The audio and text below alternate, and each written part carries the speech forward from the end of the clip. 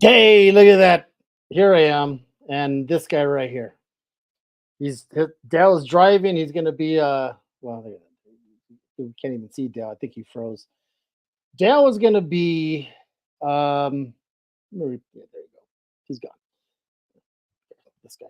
He's gonna be in and out. He's traveling. He's gonna be doing some errands and he's gonna join as much as he possibly can from the company of his car and his family and everybody else. But this is a show we've been waiting on ever since SDCC happened. We have not really talked about it. We've had other shows about artists and all that good stuff. Today is for the nerds and the geeks, my friends. That's right. We're going to talk about all things geeky and nerdy and SDCC, RDJ, Doomsday, the actual now movie, Secret Wars. Let's not forget about that, gentlemen. We're going to talk about whatever happened to Kang, Daredevil Reborn. We got a lot of shit going on, people. I can't stand up because that's how excited I am. That's right. I've been knocking over a slab. So let's start with, here we go, Mr. Charlie Lost Boy. Here we go. Woo-woo! What up? What up? What's going on, Charlie? What's up there, Rob? Your dad's comics. We got Frank from Atlas. Look at that. Look at that. Hi, everybody. Hi, everybody. And of course, the infamous Ish Comic Sense. Yo. It's issue X, by the way. I am infamous. Yeah, you are pretty infamous. Oh, I got you. My man Frank. Better than my voice. Okay, guys. You know what? So Dale's gonna be popping in and out when he possibly can. So a lot has happened since we've had a sort of a panel together and to talk about stuff. But I gotta tell you, man, we've been hearing about RDJ possibly coming back to the Marvel universe, and in my head, I'm thinking that makes sense. Flashbacks, hologram, that's what I was thinking. So then, when they revealed the big reveal of Mr. RDJ being Doom, a bunch of people lost their fucking minds. Other people kind of hated it. Not a big fan. He's Iron Man. He will always be Iron Man. What's going on? And so then I started going, you know what? This is going to be perfect because we have some fucking nerds on here and who are going to break this down. I'm looking at you, Wish. We're going to break this down on why, how. Look at that. There's Sheffy. How is it possible? So let's bring it back. Wait, can I just ask one question before we get started? Yes. Are we allowed to talk Deadpool? Of course. Oh, the spoiler alert, people. Yeah. If you're here, too bad, Come on. We can get started. I just have to get that one question out of the way before I say or slip something. We're going to be talking about Deadpool Wolverine after this because we have lots to say about that. And we're also going to talk about your specialty, Ish. We're going to be talking about specs that came from that movie, right? Okay, but let's go RDJ. Now, there's a bunch of people here who are not hip to why and how, and I don't understand how can Iron Man be Doomsday? Okay, so let's do this. No, what did I say? Doomsday? You're in DC land right now. DC land. I'm sorry, Dooms. I'm thinking of the actual Avengers Doomsday, right? Superman Doomsday. Oh, the movie Doomsday. Do me a favor here, Ish. In your absolute crib notes, Cliff's notes, however, what route are they going with RDJ playing Doom? Cliff notes. Very just. All right, so I think it's very cheap. I'm not disappointed, but I think they're taking a very cheap way of. It's the easiest way to continue the Kang storyline without using Kang. Doom variants, right? And Secret Wars eventually leads to God Emperor Doom, which will probably be the actual Doom, the Victor Von Doom. So what we're gonna see is some variants similar to what we saw with Kang. You understand what I'm saying? It's the easiest way to finish that storyline without a full rewrite. It probably was leading to Doom anyway. Yep. You understand what I'm saying? Because obviously they were going to Secret Wars, and we're going to get God Emperor Doom. So without doing a full rewrite and rewriting all the things that they put into play with all these variants and all these Kang variants, they just do it with Doom. Yep. Okay. It's hard for me to get involved. I'm not up on some of these modern storylines. I'm not 100%. I haven't read God Emperor Doom and all that.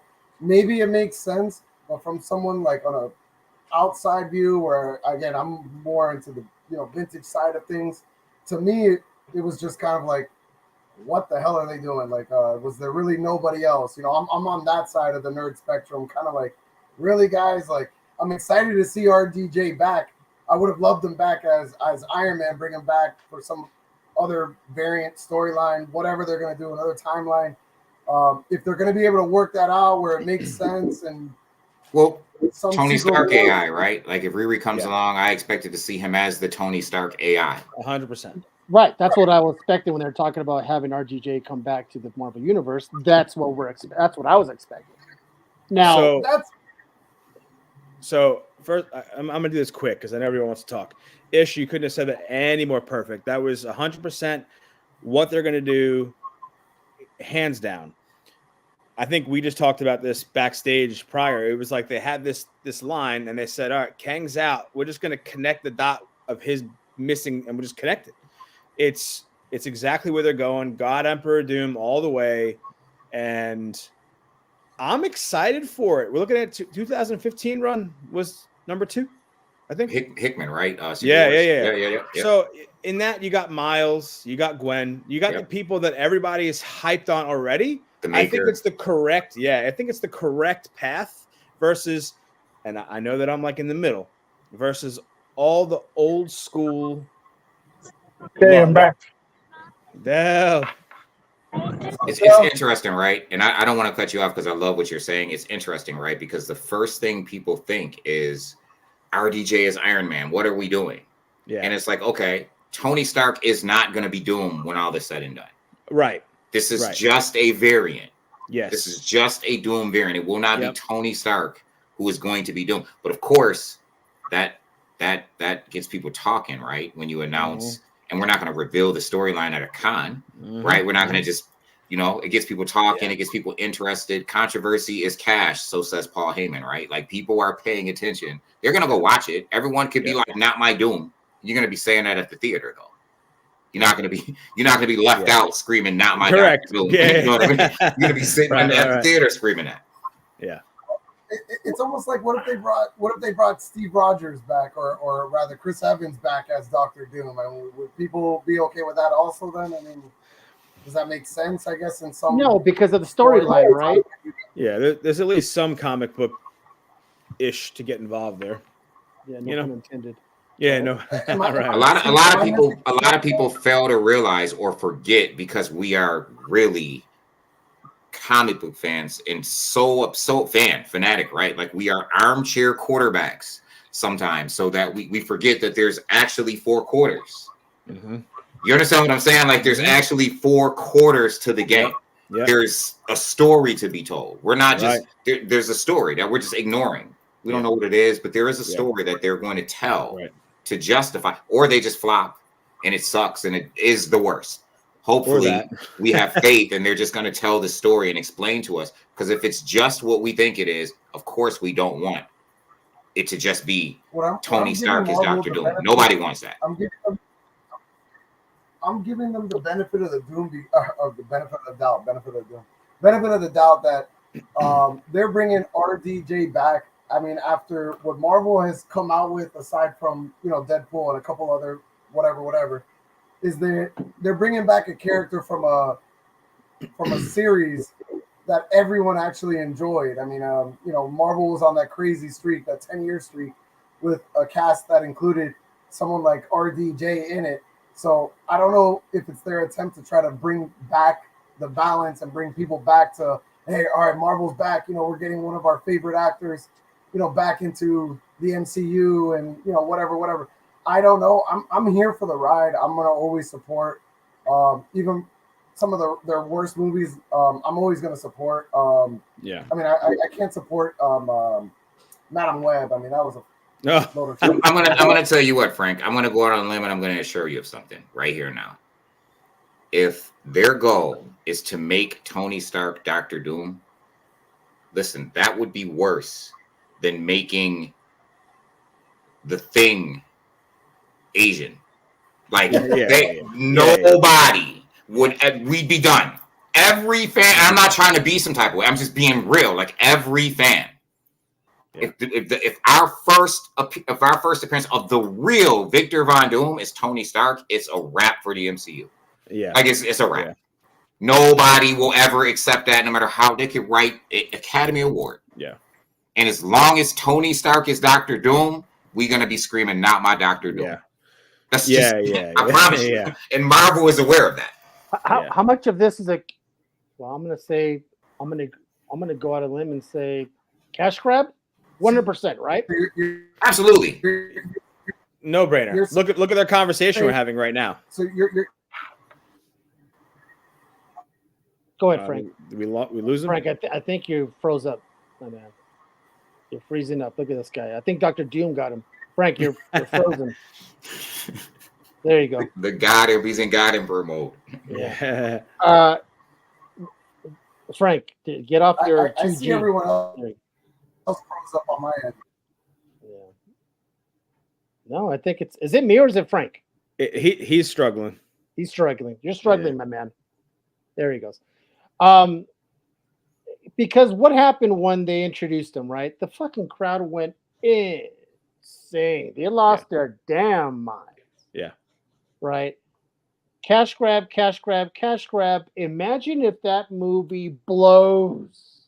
Yeah. Let's play alternate universe.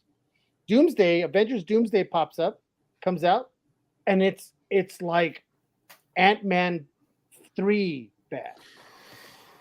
I just don't see how. Like, even if it's bad, it will never be that bad. And I hate to say this, it's because it has that title and it has RDJ in it. And no matter how bad it could be, it's never going to be that bad. And it's going to still sell $1 billion in a week. Y'all just lost me. Everybody just lost me here. We're talking like RDJ can sell an MCU movie. Like, you put him in a movie and it's an instant hit. Like, when did this happen? Well, it sure didn't happen for Iron Man 3. I'll tell you that. It didn't happen for Iron Man 2. It didn't happen in Iron Man. It's true. It happened better Iron Man 2 than it did 3. But either one, and I'm not hating on RDJ. We think he was the greatest casting of it. Absolutely. But when we say cash grab, yes, now, right? And in the sense that it's easy to walk away from. It makes it very much easy to walk away from, because let's not pretend like the guy who played Kang wasn't brilliant. Oh, and that there's some controversy behind that Disney probably wants to kind of take people's minds away from, because a lot of people still want him to play Kang. He was brilliant. He was really one of the freshest, most refreshing things to happen to the MCU. He was great. I loved every second of it. Ant-Man sucked, but man, what he did in Loki. Yeah. So I'm sorry, go on. Have you spoken to anybody who says that that they don't want him to return as Kang? Have you spoken to anybody? No, everybody wants him back. Everybody wants him back. Listen, and I hate to be this person. He was the one person that they literally, no one cared about inclusion. They didn't care that they changed his color, nothing. He was like the one. He took that role. Nobody cared because he owned that. He was the best actor that we've seen in the MCU. Man, I can see his face right now, dude. And it makes me just want to watch it. You know what I'm saying? Since, coincidentally, they cast RDJ as Iron Man, who was the best casting that they made. Yeah. Go ahead, Frank. Go ahead. You had Ezra. What was his name? Ezra, who played Flash. Miller. That was. No, he got a raw deal. He got a raw deal. Let's be honest. Homie got a raw deal. Before we go on, I wanna bring up something because Tyler kind of reminded me. So we hit 50K on our way to 51,000 followers on the Facebook page. 51 people. Remember, Ish, we were like, hey, we hit 30,000. Listen, banger, boys, banger. Hey, we hit Dell, 1K. Yo, I'm so happy for you, bro. Really. Dell is putting in the work. He's working. Yeah, because they'll be posting those controversial posts that be having people like, yo, they be beefing in his comments. I be like, yo, bro, That's so true. like, really beefing, like, yo. Dell's like a gunman, bro. He be exploding stuff and letting people react. It goes crazy, honestly, and then something so simple can be taken out of context because sometimes I'll just post a meme and then it'll be attacking me like, "Are you some idiot?" I mean, it's not me. It's something I saw on Twitter. But when you show up and play devil's advocate, though, like you literally show up with this passive aggressive, like it's so passively aggressive. Your responses, it's like, yo, really, bro. I tell you what, we talk about we don't do drama on this podcast, but Dell, he can knock himself out of the fucking page. I do. It's like, hey, knock yourself out, man. That's why we're getting 51. But let's talk about that, right? Drama. Y'all are talking about Ezra Miller and our boy Jonathan Majors. He got the short end. Disney has been doing this, right? Honestly, with Johnny Depp, what they do, they immediately wanted to drop him, and then we find out Johnny Depp is innocent. They think DC handles the situations differently, 100%. I'm not saying like, oh, just because Ezra is gone, he's canceled, but DC already is losing money. At this point, I'm like, fuck, let's see if we can just gain money back because you got Michael Keaton, right? And they're gonna see, well, let's see what this does. Well, they just wanted to put it out there. Disney has more money. Disney has the money to play with where they can. All right, now we're gonna scrap this all together. Well, the whole timeline's done. We're gonna do something else. So they got that money to do that. DC does not. That's why they just put up with Miller till that movie came out, DC and then got boom, the money, they man. him. Well, DC's Did you see that? Time Warner got the loot, bro. AT&T, They Time lost Warner, money. they got They the loot, just bro. lost money. They just don't care about money. those. And did you see Paramount just went down? Like their TV stuff is they're taking it down already. They're getting 50% layoffs of employees. Paramount Plus. That just happened today. So they were in talks with making a deal with Warner at one point too. So they're losing money right now, and they're trying to make sure patch up some stuff. Their animation's the only thing that's making them money. Their series is making them money, but their movies are just there. They're getting stale. They haven't made money since The Dark Knight or Justice League, just because everybody wanted to see Batman versus Superman. The storyline was crap. Doomsday sucked. So Batman made money. Joker made money. Batman made money. Joker made money. They made money. But Batman makes money because of the name, not because the fans will still go out there no matter how shitty it is. Joker. That's true. That's true. Joker was one of those where I'm surprised it did, and I'm kind of glad. Right now, can you put him on the bottom? Can we bottom him out like he's surprised Joker made money? I love you, Del. That Joker, yes. What? The King Phoenix Joker, yes, 100%. Who? I knew he was a great actor, but when it first came out, what were the audience scores? It was about 50% at the beginning. Wait a minute, Joaquin Phoenix? Yes, the movie when it first came out, it was about 50%. But once people started understanding it's not like a regular Joker movie, it's more like it's the synopsis of his head. Then they started watching it. That's what, that's a good movie. So that movie appealed to people who never read a comic book in their life. That's pretty much. That's exactly right. Like really appealed to people who never heard of a comic. Yeah. I never read a comic book in my life, and I enjoyed it even if I read it. You don't count, Caesar. Caesar, the grown people are talking here. You know. Wait, did you say you liked the Joker? What did Joker? Yeah, absolutely. Yeah, he's talking about the Joaquin Phoenix Joker. Yeah. I'm excited for Lady Gaga's Harley Quinn. I'm not gonna lie. I'm excited to see it. Yeah, me too. Actually, I am too. I think this is a great casting. Yeah. When they said musical, it turned off a lot of people. But when you see the trailer, it's not like a regular musical like everybody thinks. It's just like songs here and there. Right. Obviously, they're gonna do that. Yeah, it's not Les You gotta Miserables. understand, Frank. I grew up on films like Falling Down, right, and Dog Day Afternoon, and like these are films that Joker movie is in the vein of. You know what I mean? Where you just see somebody. I don't know if you remember Falling Down with Michael Douglas, which is a great piece where he just having a bad day. He's just having a really bad day, and he just gets out of his car and he's in a traffic jam, and it's just the last straw, and he just gets out of his car and starts shooting people. You know what I mean? Like it's just one thing after another, after another, after another. Say again. Was that called Falling Day? I remember that. That was called Falling Down. Falling down. Literally falling down. Wow. So he just was having he's having the glasses with the tape in the middle and the tie, and he just his day just goes from worse to worse to worse, and finally he's in a traffic jam. It's like 90 degrees. His AC's not working. Yeah. He just gets out of his car and puts together a fully automatic weapon and just starts shooting people. It just goes downhill from there. Wild movie. Yeah. Michael Douglas at his best. But so regardless, 51,000 people. So where we go, where are we going to go at the end of the year? We don't know, but thank you, Dal, for putting in the controversial stuff, and that's the way it works. But and like Tyler said, never once will you see a comment from Dal. He like throws a stake in the ring and lets the Lions just go at it. Listen, Dal's like Barbie versus Supergirl, and I got Barbie. Like, hey, you know what? Red pill or blue pill, and the blue pill is Barbie, and he's like, I'm going with Barbie. I'm going blue all day. Crazy though? Well, the craziest thing is, there's a lot of controversy with comics, right? I post those things and people arguing there. I get a lot of traction. The one post I got the most traction on recently was a post about Ryan Reynolds and Blake Lively against Justin Baldoni, the director.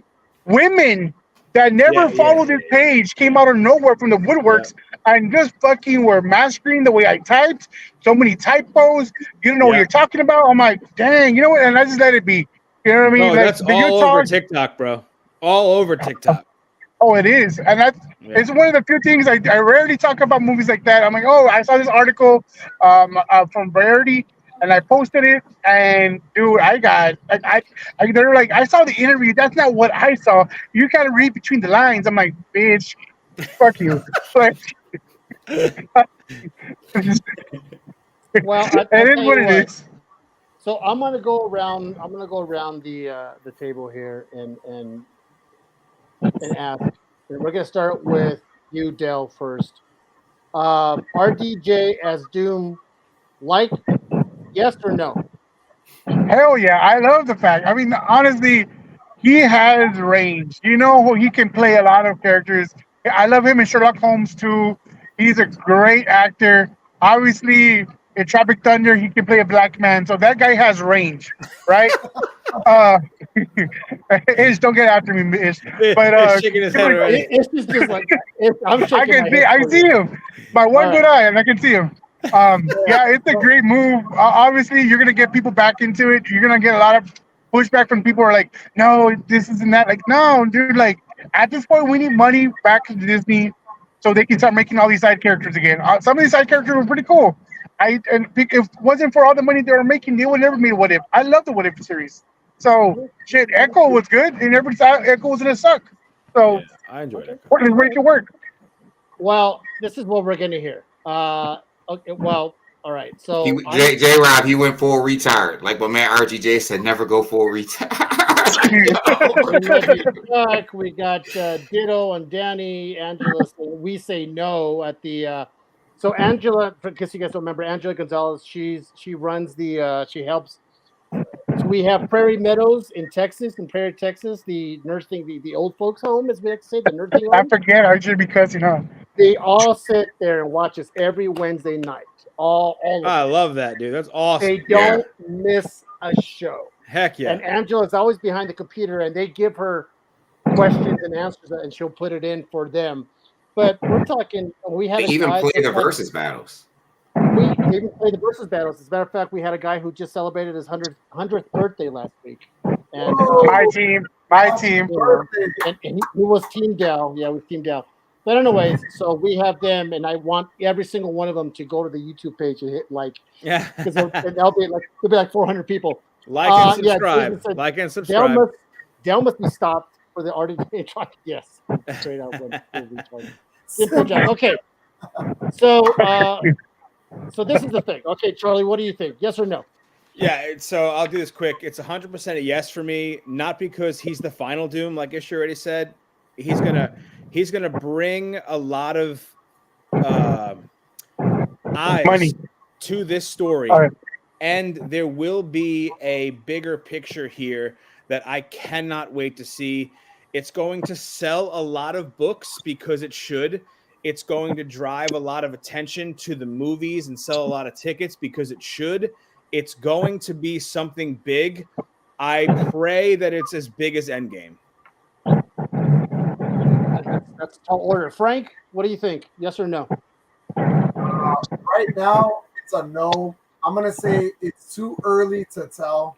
Right now, I think that there's just tons of other available people in this world. I liked King as a character because it was somebody fresh. I had no idea who could fill in those kind of shoes as a King character, and he blew my breath away. I mean, out of any character in the MCU, I was almost most excited for King. And believe it or not, I started off with almost very little knowledge behind the King character. Doom, I've been waiting for a Doom since we had him in the previous, old FF. I've been waiting for them to do it right. I really would have appreciated a new character. I'm going to say, like I said before, I'm with the Marvel train as far as they want to go. I'll always be there. I'm going to say it's a little too early right now for me. It's no. Okay. And Ish.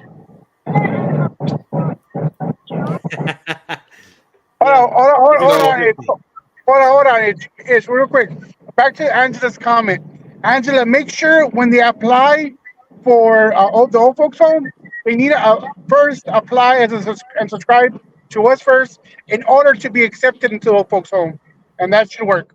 That's all I want to say on that.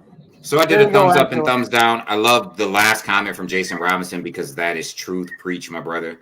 That comment. But I did a thumbs up and thumbs down. Thumbs down for exactly everything, the reasons that Frank is saying, and for what Caesar said earlier, right? It certainly is a cash grab / controversy killer, right? Like it kills controversy. You replace Kang with RDJ.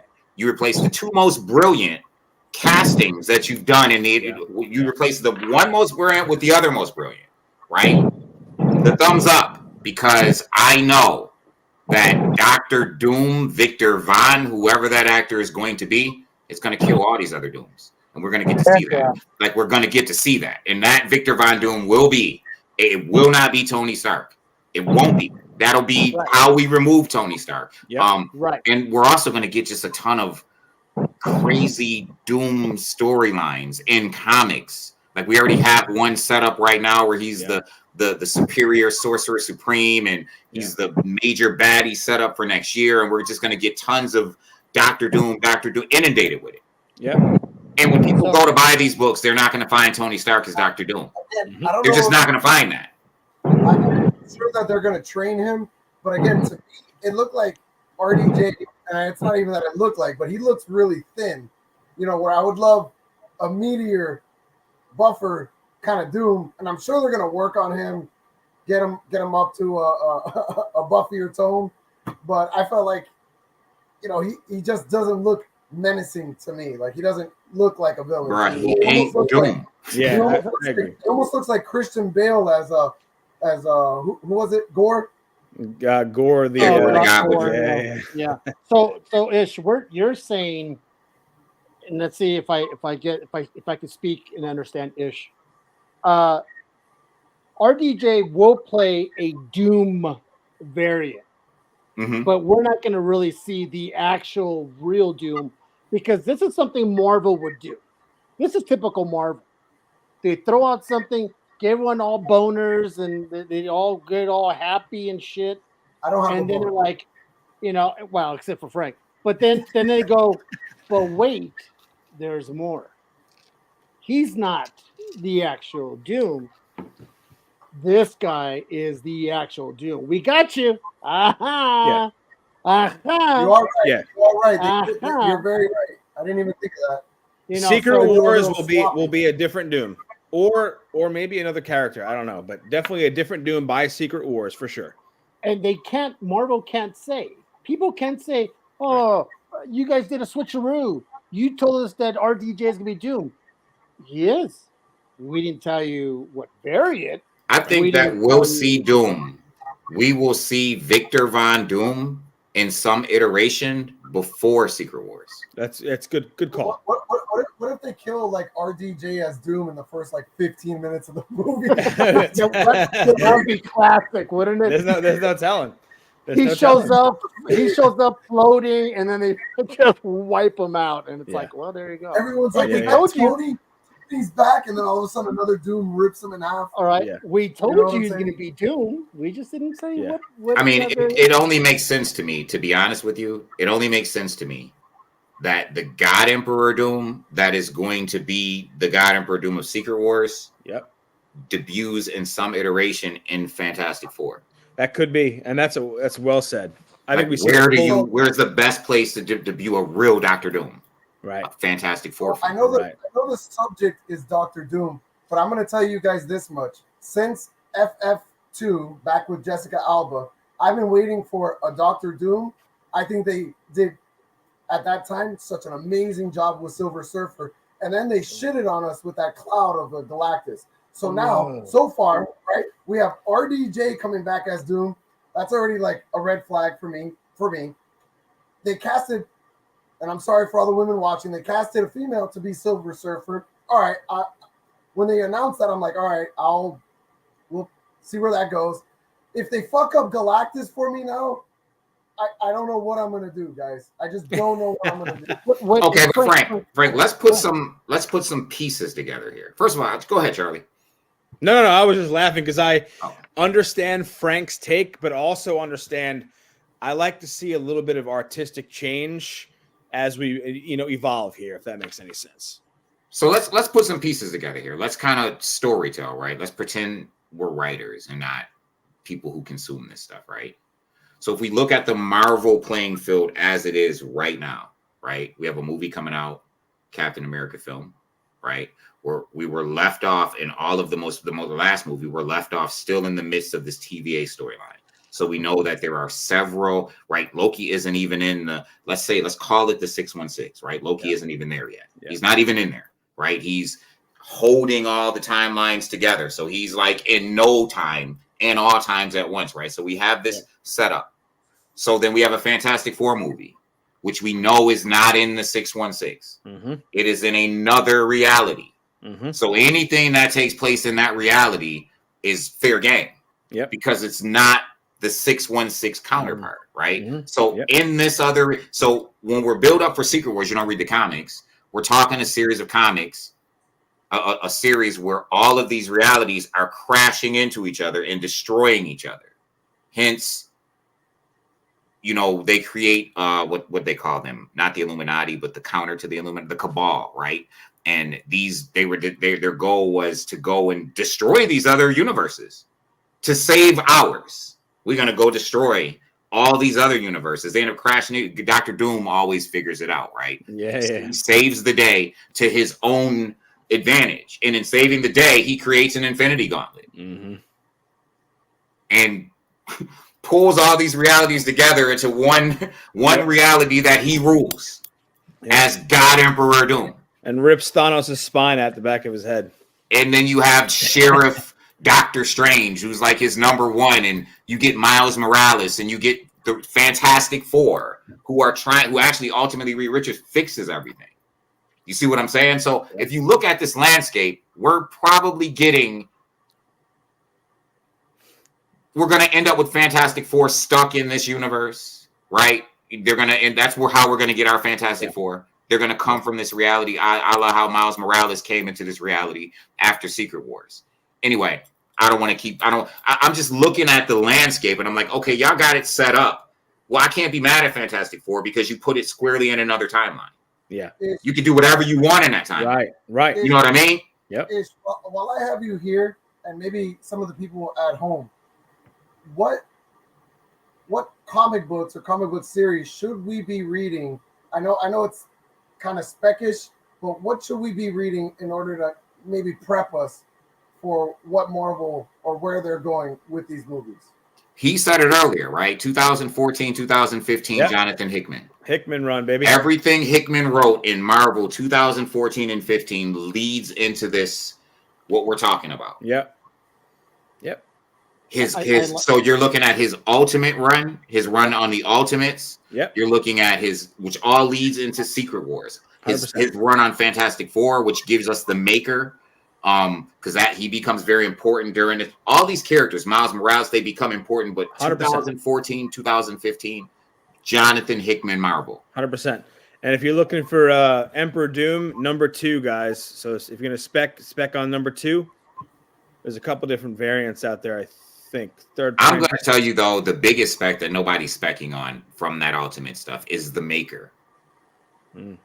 The Maker. And the reason why the hottest Marvel comics out right now is the Ultimate Universe right now. Marvel's Ultimate Universe. And the Maker is the big villain behind everything. And his first appearance is less than $10 book. Yeah. That Ultimate Fantastic Four number, like the Maker from the original, that Fantastic Four from Ultimate Fantastic Four comic line, early 2000s, is the current Maker. Currently in Marvel 616, currently the biggest bad guy in Ultimate Spider-Man and Black Panther. He's the main villain. Yeah. He's the Dr. Doom of that world. So real quick, I guess Cliff Note, who is the Maker and what are his abilities, I guess? The Maker is the original Ultimate Universe's Reed Richards, former leader of the Fantastic Four. Started off as a good guy, started off as a leader of the Fantastic Four, the whole nine, and he devolves into this evil being. And when after the whole Secret War saga got Emperor Doom, Miles Morales are the two people that make it into mainstream Marvel Universe. But the Maker leaves. Currently, we just find out recently he leaves because these new Ultimate comics, he's the villain behind them. And so what he did was he went to this universe and he destroyed the conditions by which heroes became heroes. He made it so Spider-Man never became Spider-Man. He made it so the Fantastic Four he did all these things, and then he took all these people and put them under his wing and put them in charge of different countries in the world. The Hulk, like Moon Knight, the gods who make Moon Knight, both of them. Like, you should be reading the Ultimate stuff if you read comics. But the Maker is Reed Richards from the Ultimate. He's just a Reed Richards variant. He's just super smart and he can stretch. But he doesn't stretch. Oh, okay. So when you he can. He just doesn't need to, because the Maker is Reed Richards. Regular Reed Richards is really brilliant. The Maker's intelligence is his times. So there's this core in the galaxy called the Reed Richards core. And it's like all these Reed Richards from all these universes. We're talking the smartest things. They have like omniscient type intelligence. We're going as deep as we can right now. Like they can really figure everything out and fix everything given enough time and enough resources. Like that type of intelligence. The Maker is like the supreme version of them. And he's supremely evil. So he's smart enough. Like he's smarter than Dr. Doom. He's probably the only Reed Richards that is smarter than Dr. Doom. Wow. Caesar's over here wiping his glasses. Like if you ever think of the things that Dr. Doom can do, because like everything that Dr. Doom does is because of his intelligence, right? He creates devices to take powers away from gods. Reed Richards is smarter than him. So that Reed Richards just isn't that shady. The Maker is. Imagine somebody smarter than Dr. Doom and shadier. That's the Maker. Yeah. Yeah. When Ish right, speaks out this, you sold me on the Maker. Frank, when Ish talks like this, one, I can't stand up. Two, my glasses fog up. You know what I'm saying? Because it's just too much. It's too much heat. This fool. I need it because I've never heard of the Maker. I've never read the Maker. So now he's selling me into reading something new. You know, I have to. The name solves it all, right? The Maker. He's the Maker. Yeah. Right?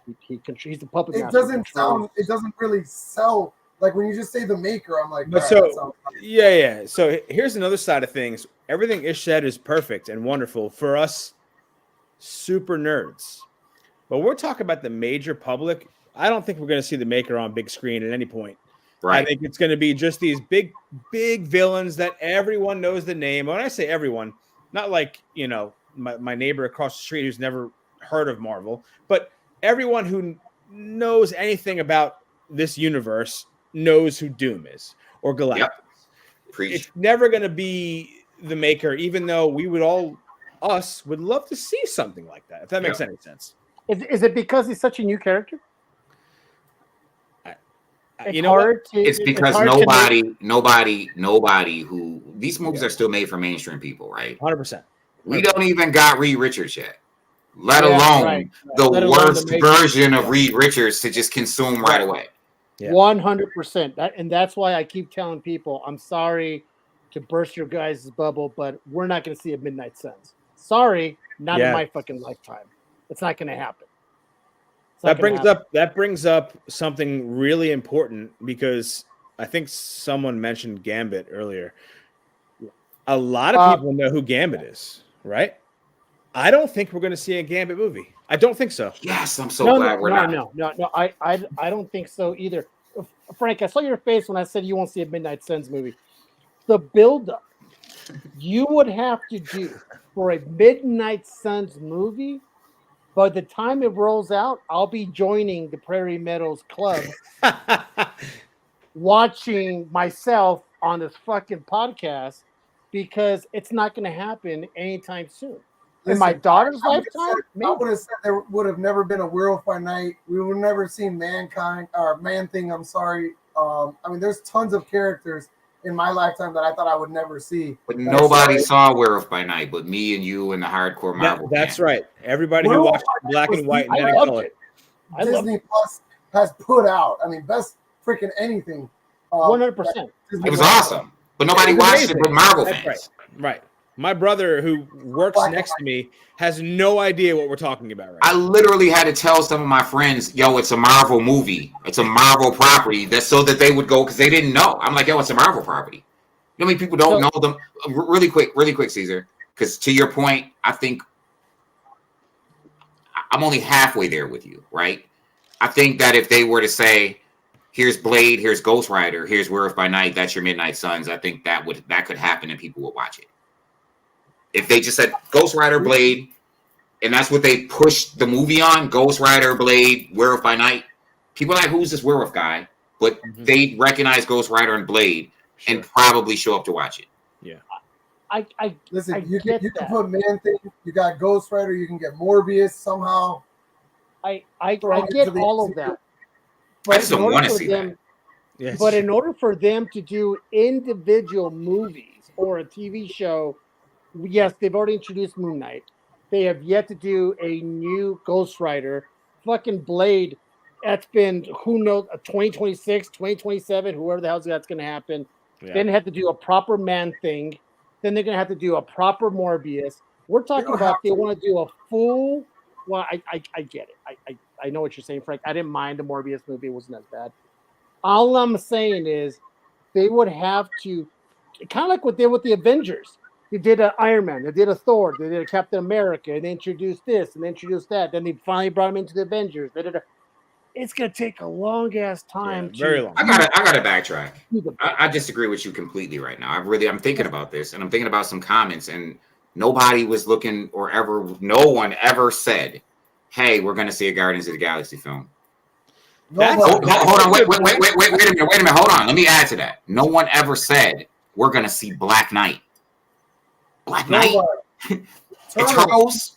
You know what I mean? Like, it was never said. And Guardians of the Galaxy was great. It was great. Yeah, I mean, Eternals. Never thought about it. Eternals, yeah, but you like these are things that any Marvel fan, you ask a Marvel fan in 2005, are we going to see a Guardians of the Galaxy film? They would laugh. Literally be like, nah, man. I ain't never even read the comic. That's true. They would say, who the hell are Guardians of the Galaxy? That's true. Yep. The same way they're going to do when James Gunn rolls out the Authority, they're going to be like, who the fuck's the Authority? That's the same thing, because that's what he's known for, is to bring shit out of the ether and make a movie from it. And people are like, the Authority, when did that come out? From the 60s? No, not at all. It's actually pretty modern. Okay, all right. So we got a few comments going on. Peacemaker's the beginning fucking always drives me crazy. Ish, answer this. So Angela at the Prairie Meadows is wondering, hey, how can you reach you? Because they might be interested in this story that you just talked about? How did they get a hold of you? What do they Smoke find? signal generally. You got that right, because that son of a bitch is hard to get a hold of. There you go. Frank's trying. I'm. You can reach me. You could message me directly at Ish Mavens on Facebook if you want. You could check me on Comic Sense on Facebook, COMIXSENSE on Facebook, and Issue X on Instagram. But yeah, anybody can always message me directly as well as at Ish Mavens on Facebook, MABINS on Facebook, or Comic Sense, COMIXSENSE on Facebook. Issue X on Instagram. They always message me. You can just hit Caesar up, and Caesar will put you right in. That is true, Angelo. No problem. Hit me up. I'll send you over to him, and you can take care of it. So apparently, Dal was just talking out of his ass because he wants a lot of stuff. Okay, people. Now let's get into the other side. This Doomsday. I keep saying Doomsday because it's Avengers Doomsday, but this whole Doom thing that's going to happen. I'm going to say my spiel as I always say with everything else. Let's just fucking wait. Let's just wait to see what happens. Let's just wait to play it out. Then then we're all going to be the smartest man in the room. We're going to go ha ha or ha ha, aha. I told you guys that's the way we're going to be the smartest dudes when it happens the way we say it's going to happen. Or we could go like, fuck, I guess we were wrong. But we won't know until it comes out and we watch it and they see all the specs and all the leaks and all that shit. But we're talking 2027, 2026, 2028. I don't know. God knows how long. Okay, guys, here we go. Deadpool Wolverine. People, if you have yet to watch it, one, what the hell are you doing being in this community and yet to watch it? Two, tough cookies, my brothers and sisters, because we're going to talk about it and we're going to talk about it a lot when it comes to spoilers. So it is what it is. So, first of all, I'm assuming we all liked it? Of course. Ish, I'm looking at you, Ish. Okay. Frank, you're good, right? You like it? Why me? Why is it always me? Because, man. Because you just went on a 45-minute tirade about the ultimate, and I want to know because of you. So Matt, your boy Matt, is saying he likes it 7.5 out of 10. It's very hard to get a 10 out of a 10. I get it. I will say it's probably one of the funnest times. Funnest. Is that a word? It's one of the most fun times I've had in the movie theaters in a very long time. Yeah. My wife, who gives shits about this. It's interesting, right? Because everyone I know that really evaluated that movie fell between 7 and 8, including myself. You know what I mean? Which is just a really good score to give a movie. You know what I mean? But everyone that really gave a real evaluation fell between 7 and 8. Yeah. It's listen, that movie was good from the beginning to the end. Yes. I think there was no part of that movie was I like, oh man, this scene sucks. It was you were literally on the edge of your seat like a little fucking kid watching cartoons on Saturday. Give me more, and they kept giving you more. It's like the emotion roller coaster. It's like you were just nonstop all the way to the top. It never went down anywhere. It was just nonstop. I will say one thing. The beginning is probably one of the better beginnings I've seen in a movie in a very long time. I still to this date, whether you like me or not, still think that Wolverine Origins is one of the best intros to a movie to date. It's a very good one. Him and Sabretooth are going through all the battles through all the years. I just love that because it's just the way it's well made. I just like The Greatest Showman as an intro. Thought that joy was just so dope. The beat. Deadpool dancing and kicking ass and the blood and all. You get. I was in there singing "Bye Bye Bye." I mean, first time ever. Like, yo, it is incredible. It was incredible and funny, and you don't know where they're going to go. But the funny thing is about this movie is that it relates to anyone who has seen the first and the second one who don't give a shit about Marvel, but still like the character Deadpool. Once again, my wife gives two shits about it. She was like, wow, that was a good movie. Exactly. They played exactly to your, this is the person that made the movie. Let me ask you something real quick, Caesar. I'm sorry to interrupt, But I wonder for people again that haven't followed, like my wife, my kids, whoever. Some people might not have watched Loki. They might not have been following up with all this shit that led up to Deadpool 3. Maybe she wasn't as in tune with, and the hypeness behind Hugh Jackman returning as Wolverine. So for someone, I don't know how involved your wife is with the comic book movies and stuff like that, but I always wonder for the people that were born yesterday and then they go and watch Deadpool 3, could they enjoy that movie as much as all us other hardcore nerds? Let me answer your question. I mean, this is the thing. Someone recently said, "Oh, I haven't seen it yet." I said, "Okay, well, go watch it." She goes, "But I haven't seen number 2 yet." I said, Yeah. I said, "You might want to watch Deadpool 2, just because you might want to, because there's some stuff that they bring up that you'll be like, I don't get it. Then you'll be It's fucking not elbowing. one. It's not rewatchable. Right, Well, it's not a movie that you just want to rush back and rewatch. And two, they give you so many characters that you need to see X-Men, and you needed like if you're invested, right? All those characters that you see at that town in the beginning, Toad, and like all these characters are Juggernaut, and they're all like you had to have seen, or otherwise they're just Mad Max Beyond Thunderdome characters. Yeah, because that's what that opening intro was, right? It was Thunderdome. It was just any Mad Max movie, pretty much. You know what I mean? Right. Like literally. So my wife watches all the movies because of me, but her problem is something will come up. She's like, I don't get it. I'm like, don't you remember when you saw? Oh yeah. It's not fresh in the mind like us.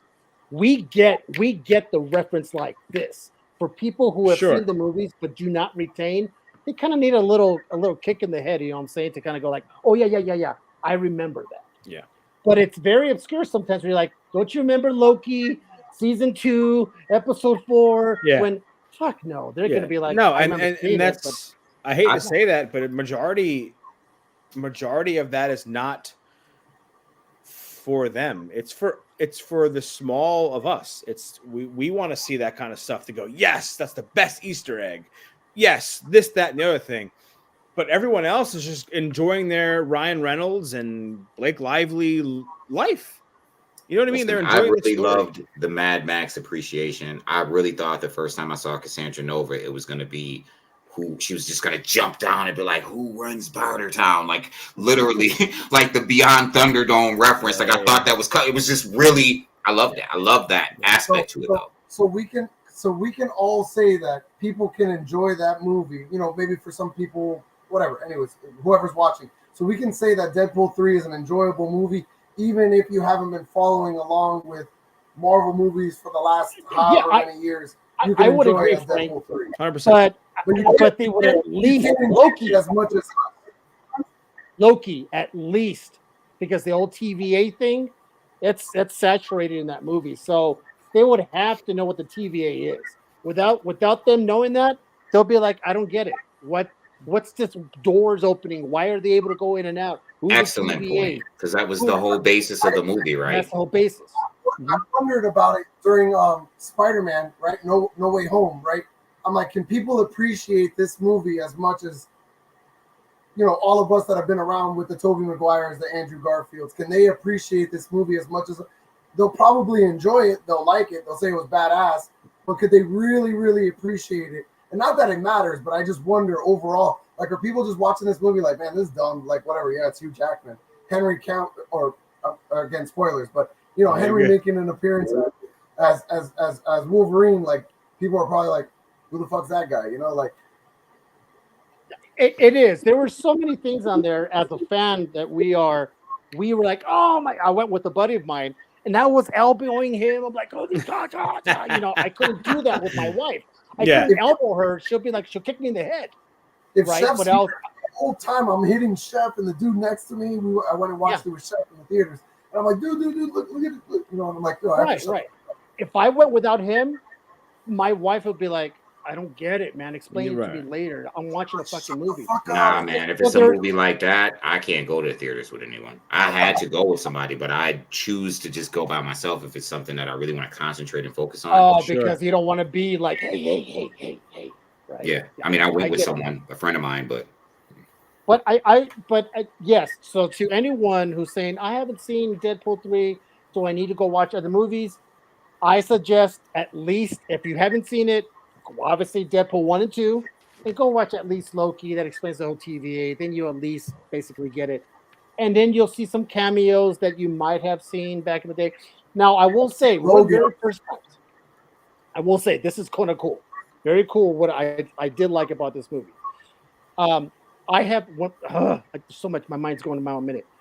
I will say, the spoilers for this movie, either people are learning or they're respecting the nerds and the geeks, because I didn't hear many spoilers. Though the movie opened on a Thursday night, I saw it Sunday. Back in the day, it would be vomit of the mouth of all the spoilers. But for some reason, people respected the non-spoilers because Johnny Storm, I was shocked. Blade, I was shocked. Gambit, I was kind of shocked.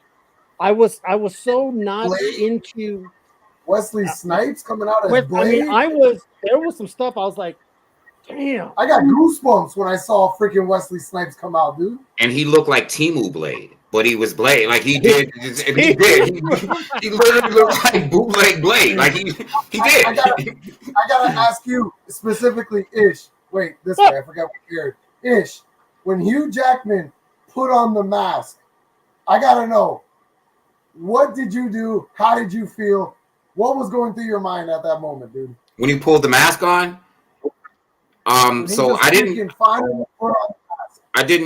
So there are two Hugh Jackman moments that I thought were really necessary and long awaited. Right, the brown uniform, the Incredible Hulk 340 homage, where you see the Hulk with the brown uniform is really what sold that to me. Pulling the mask on. So I'm going to tell you, I think it was a long time coming and certainly necessary, but I hated him in that uniform. Like I didn't like him in that uniform at all. Yep. Even without the mask, I just didn't like him in that uniform at all. The mask pissed me off. It annoyed me. I was like, oh, I'm glad it's here, but I don't like it. Right. You didn't like the mask? Dude, nah, I mean, I like the idea of it, but when he put it on, I'm like, visually, I don't like that. Yeah. So what didn't, like, was it the ears? Was it, what was it? I don't know. It was like Moon Knight. Yeah, like I stare at art all day long with these covers and I go, love it, hate it, love it, hate it. And right away, my eyes went, hate it. I don't know how to explain that. It's like Moon Knight, right? Like when you first saw that first still of Moon Knight, you're like, oh, this is going to be dope. And then you saw Moon Knight and you're like, oh, this is like that Flash TV series from like the late 80s. You know what I mean? Like, it's, like that's, you know what I mean? Hey, that's all right. I'll say this. So we had a bunch of cameos and all types of good stuff. But it's funny, as I'm watching the movie, it never really dawned on me that he was going to be putting on the mask. That was like one of those spoilers you weren't really expecting. Like, yeah, you were expecting people to jump in and out of the movie, but then you're watching it and then all of a sudden you see him reach back and then I'm like, what? Oh shit. And then he freaking actually puts it on. Dude, my mind exploded. I'm like, and it's something so simple, so fucking dumb that I'm like, oh my God, he put on the mask. And everyone's probably looking at me because I'm like, let's fucking go. No, the moment was awesome. The moment was awesome. For sure. I was like, I mean, there were some really great Easter eggs, right? Like Age of Apocalypse Wolverine was just to throw that in there was really cool. That was cool. Old Man Logan. When he's on the oh yeah 261, right? Yeah, I can't remember this. Where did you get the baby Hulk or the baby Wolverine from, man? Where? Comic accurate Wolverine. Yeah, comic accurate. I love it. This is what I think I love also about the movie is that they did so much stuff for the fans and also to prove a point. Oh, you guys keep bitching that Hugh Jackman's too tall to play Wolverine. We'll show you what a real Wolverine looks like from comic to movie. Now, you tell me, is that going to be a franchise face? That's a great point, Caesar. Great point. Size, that face, and everything through all the X-Men movies? Fuck no, people. So I don't agree. Like, you want him? I'm I don't give agree. it to you. Come on, Ish. You think I agree, that would work? Hold on. I think that's easy to say in post, right? Yeah, But because we had we got that Wolverine from the jump and he was good, then that would have been the iconic Wolverine. If it was good and it was executed properly, like it's, of course you can say it now, right? After the fact. But we never got that from the jump to determine if that would have worked or not. Yeah. Okay, so let's do this then. When Frank brought up the thing about the cowl, and you guys didn't like it, and he did, is it also because we never got the cowl from the beginning? What if we had the cowl? Avenger, He's talking about the mask. the Wolverine mask? If we got terrible Wolverine eyes. mask, if we had the Wolverine mask from day one of the X, day one. Mm-hmm. What about it? That we would be so used to it that without him not wearing it, you'll be kind of like, oh, it's kind of off. We like it when you have it on. Well, I just thought that mask looked bad. Yeah, but I think if we saw the mask from day one, which is what we wanted, I think we would be used to the mask. That could be. I'm going to throw another side. So X-Men 97, okay, amazing show.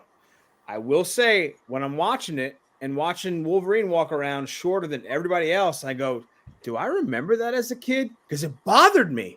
It bothered me. I know that makes no sense, but it bothered me how short he was. So maybe it would play a role. I have no idea. It bothered me. I don't know. You know, I look at the cover of X-Men, Uncanny X-Men 210, and I remember Wolverine going full beast mode in X-Men Annual 10, and like I just remember Wolverine being shorter. You know what I mean? So it's like, okay, I remember that. But you're right, though. When you see Wolverine solo stories, you don't really gauge it, right? You just don't gauge that he's actually, you know. And when they put him up against the Hulk, if you look at, you know, at Wolverine number 8, there's 8 or 7 that cover where they're both wearing the white suit, right? Like Wolverine should be shorter, much shorter in comparison to Grey Hawk, but they don't make him. You know, obviously it wouldn't look good. It would look like Puck standing next to, you know what I mean? But on the same token, right? Like Puck is a bad apple. So when you 100%. If you ever put Puck in a movie, we want Puck to be Puck. We don't want Puck to be Hugh Jackman height. And then call him Puck. Right. No. That makes sense. I would be complaining if Puck came out and he was 6'2". It just wouldn't. Or better yet, if they were to redo a Nightcrawler and he's all yoked, I wouldn't want that. Right. Yeah, but the yellow eyes, man, he could be green. Where's J-Rob, you son of a bitch? Inside joke from like a show from 3 weeks ago. All right, guys. Why was Thor crying, guys? What? And was that Chris Hemsworth or was that his brother? Was it really Chris Hemsworth? I think it was his brother. Yeah, I was going to say, it didn't look like Chris, I think it was so what's brother, the spec? right? What's the spec coming out of this? So that's my next question. Because of this movie, and I'm going to ask actually all three of you guys, but Ish, I'm going to start with you because you're the king of spec. What have you seen, you as well, Charlie, what have you guys seen after Deadpool Wolverine other than that X-Men, the cross, where he's on the cross? That's not spec, issue that is. To me. Yeah, it's not even spec. It's just a cover. Yeah. It's weird. You are right. But we are in an era where iconic, like, it's interesting, right? Because iconic covers, we're in that era now because people are, you know, how the market is and people are finicky. This is a really weird market. And you've seen trends. I always say identify trends before they become trends. You've seen different trends since at least 2018, right? That, you know, now people are speccing on first cover appearances. People spec on cover, not just spec, they're collectible, right? Like covers are collectible. First solo series are collectible, which has got people going all the way back to the 90s, pulling, you know, things like Silver Sable and all these first cover appearances that people never paid attention to in the 90s. So now the thing, right, is not just iconic covers, but classic covers, right? Which is different than an iconic cover, right? Silver Surfer fighting Thor wasn't an iconic cover, but it's just a classic cover. You know what I mean? And now people are specking, or there's value to classic covers, and this is a different category than, say, Amazing Spider-Man 300, which isn't classic, but iconic. You understand what I'm saying? So 100%. So I don't know if that X-Men cover is iconic or it's not classic, right? It's now becoming iconic. And the movie gave it some cachet, so to speak. I mean, in the hardcore community, it was iconic. But in the go on. One of the things we didn't talk about and talk about covers. What about this in the movie? Yeah, that's iconic, right? Yeah. And but maybe only you knew that. Only us comic dudes knew that. That's it. Right. No one had any idea. My wife saw this scene in the movie. She'd give two shits. It was just another thing. We were like, oh my God, finally. That was pretty bad. I like that. I dug that. So Matt, I gotta disagree with you. I think you're right. Like Silver Surfer versus Thor. It's the reason why I call it classic versus iconic is because it's not immediately recognizable even to the larger comic community, right? It's just not like Amazing Spider-Man 300 is. So many people have never seen that Silver Surfer versus Thor cover, but when they do see it, they're educated, right? Some older guys gonna be like, yo, this is a classic because it is. Actually, I didn't even know like Journey into Mystery 98, that Silver Surfer cover. I didn't know it was classic, right? It certainly isn't iconic. You're not going to see that cover, right? So I think there's a difference, and I think that some covers overlap. Some covers will become iconic or are iconic and will become classic. But classic covers generally, and I think generally have like most of the classic covers generally depict first battles or first meetings between or first, like I think that Deadpool, that Wolverine 88 is iconic, but will become classic. Yeah.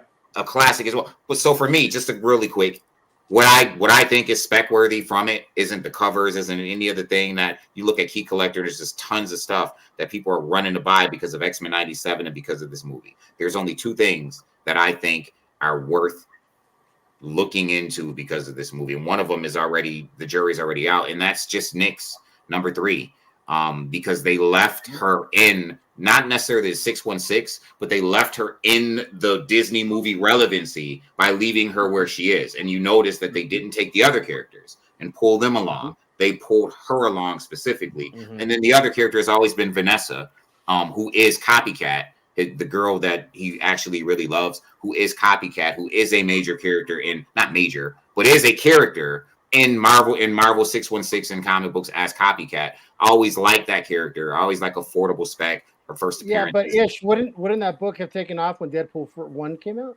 Yeah, but my point is, I'm just talking about Affordable Spec, right? I'm giving because Nyx 3 is an Affordable Spec, just a character that you can find in dollar bins that may or may not hit, or who knows. But Copycat is a character in Marvel that exists. Other than that, I don't see anything else.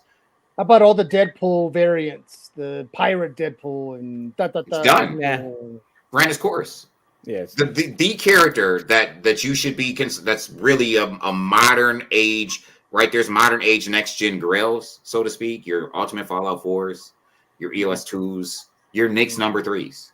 Right, and they just put her firmly in the realm of like they left her in a place where we can see her in the MCU, they did that for a reason. But they could have just left her out of that in NC.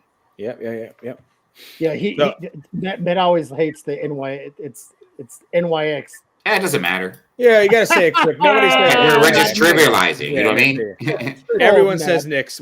When you it's what everyone says. Comics all day long, it's Nyx. You can't say. There you go, Matt. You gatekeeper. You. So there's just really quick.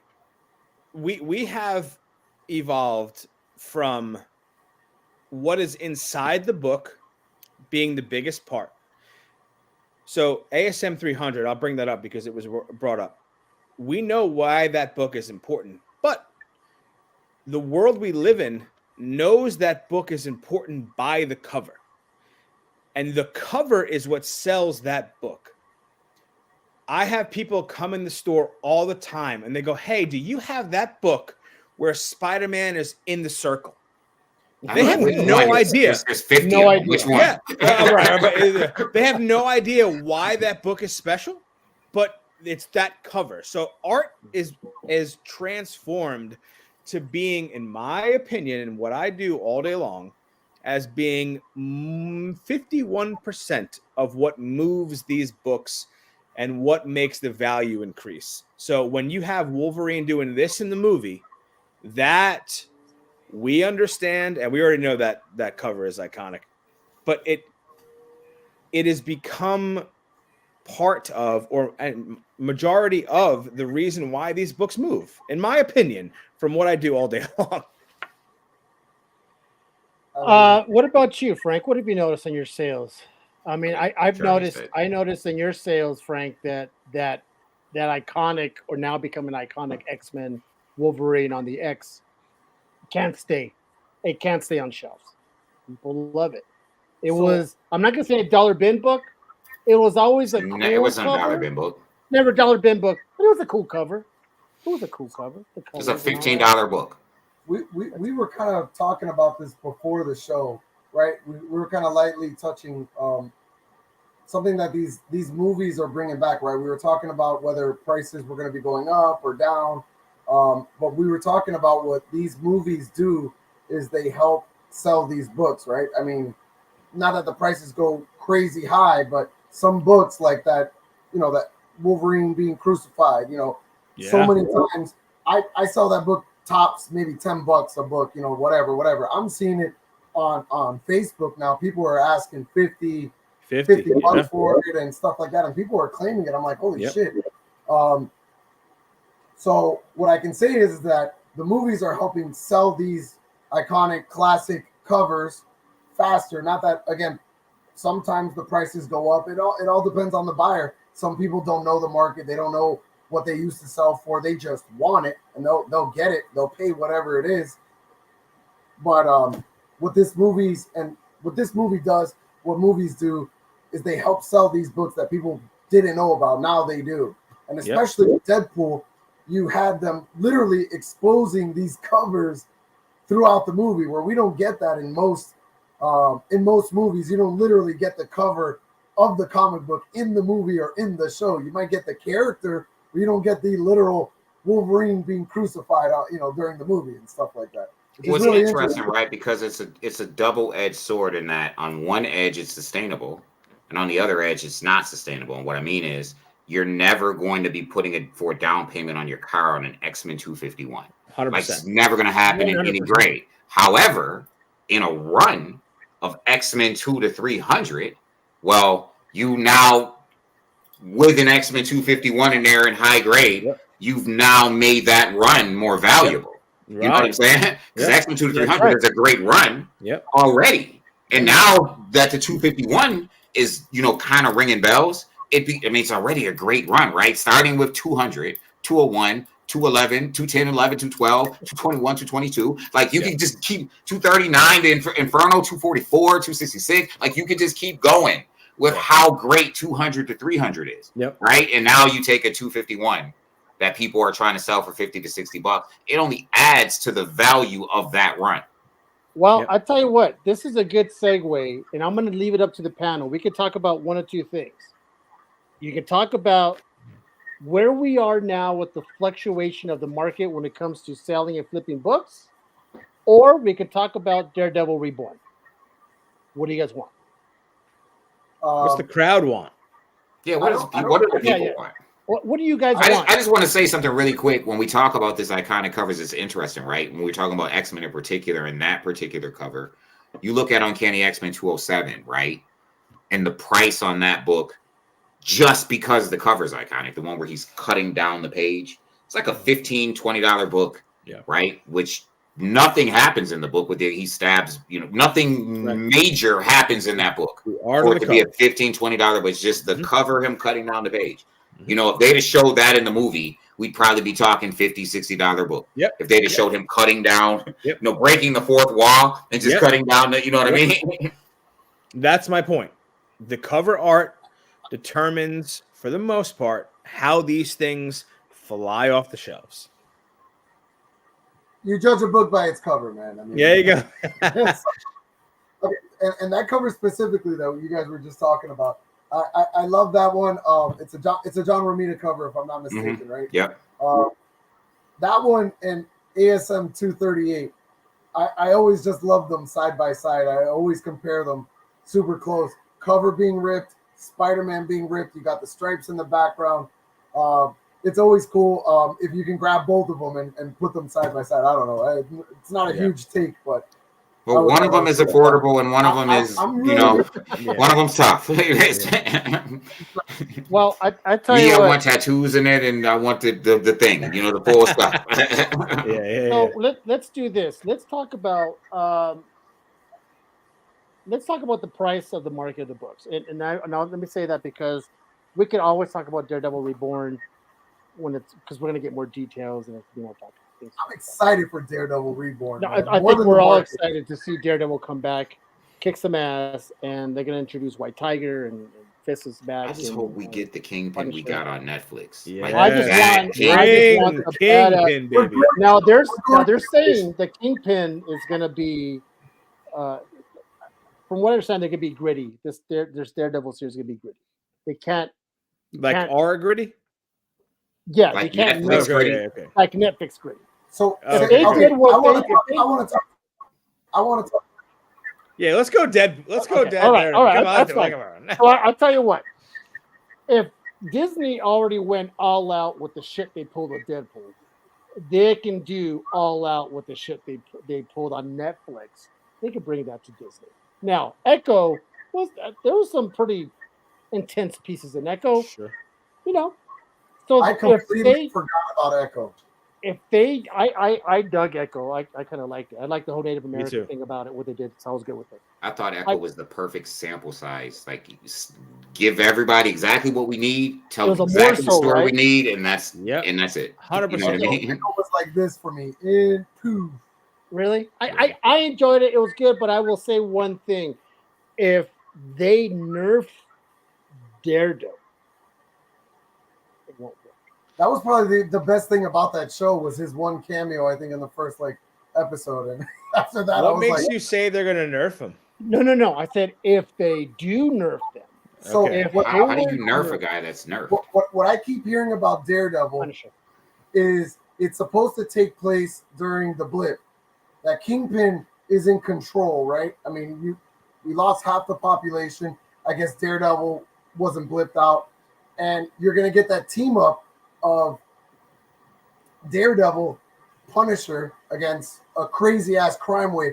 This is what I'm putting in my head. I'm probably getting myself overly excited, but I can imagine a world where we don't have police, we don't have the heroes, and you got crime pretty much running shit. Where back in the day, right, you had the mob a lot more powerful than the authority, right? So you got Kingpin pretty much in control of the city. We're going to get Mayor Kingpin like we had in comics. Mayor Kingpin. We're going to get Mayor Kingpin. Right. Correct. I'm fucking excited about it, man. Yeah. I haven't been this excited for a movie, a series, whatever they're doing with it, in a while. I mean, I fucking loved the Netflix Daredevil. And Punisher to me was absolutely amazing because we hadn't really gotten that gory Marvel series or Marvel anything since Blade, right? I mean, I know Logan was a rated R. I know a lot of you are gonna hate me for saying this. I fucking hated Logan. I thought it was a complete wasted opportunity of Wolverine being able to go out there, cuss, and decapitate the shit out of people. We got some old has-been Wolverine. We finally got him in Deadpool. But anyways, I really hope they stick to that kind of script. What I'm really hoping, I know you mentioned a nerf Kingpin. I really hope they don't take away from the Punisher and the Daredevil that they gave us in Netflix. I expect them to kind of downplay it a little bit maybe, but I hope that introducing Deadpool into the MCU that they can kind of keep some of that momentum rolling a little bit where they can feed some of the older audience, but still retain the younger, because I still want this newer generation being able to be involved with these series, with these movies, the way we are, really. Yeah. Well, they're smart, right?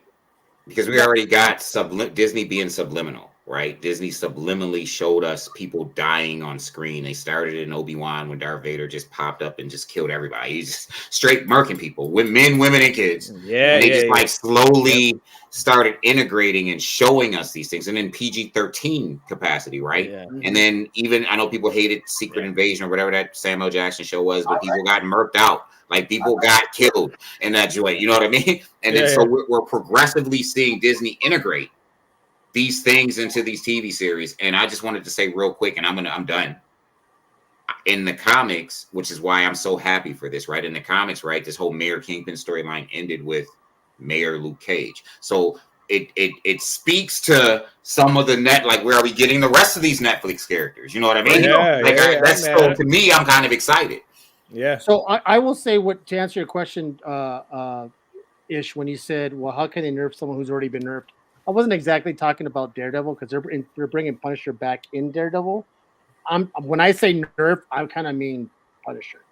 Daredevil never really kills anybody. He beats people's asses. But Punisher, if you guys remember the first Punisher on Netflix, second one was good. And not as good as the first one. I was a little lost in the second one. It didn't grab me as well. But the first one, he was badass, right? John Bernthal is his Punisher. grunt, man. Nothing beats that. I'll say I was skeptical because he was still Shane from The Walking Dead for me. So I was like, oh, he's a piece of shit. And Daredevil was just whooping him out on a regular in his television series. He's just like whooping him out and just like, yo, listen, if he shows up and starts tasing people, I'm going to have some problems.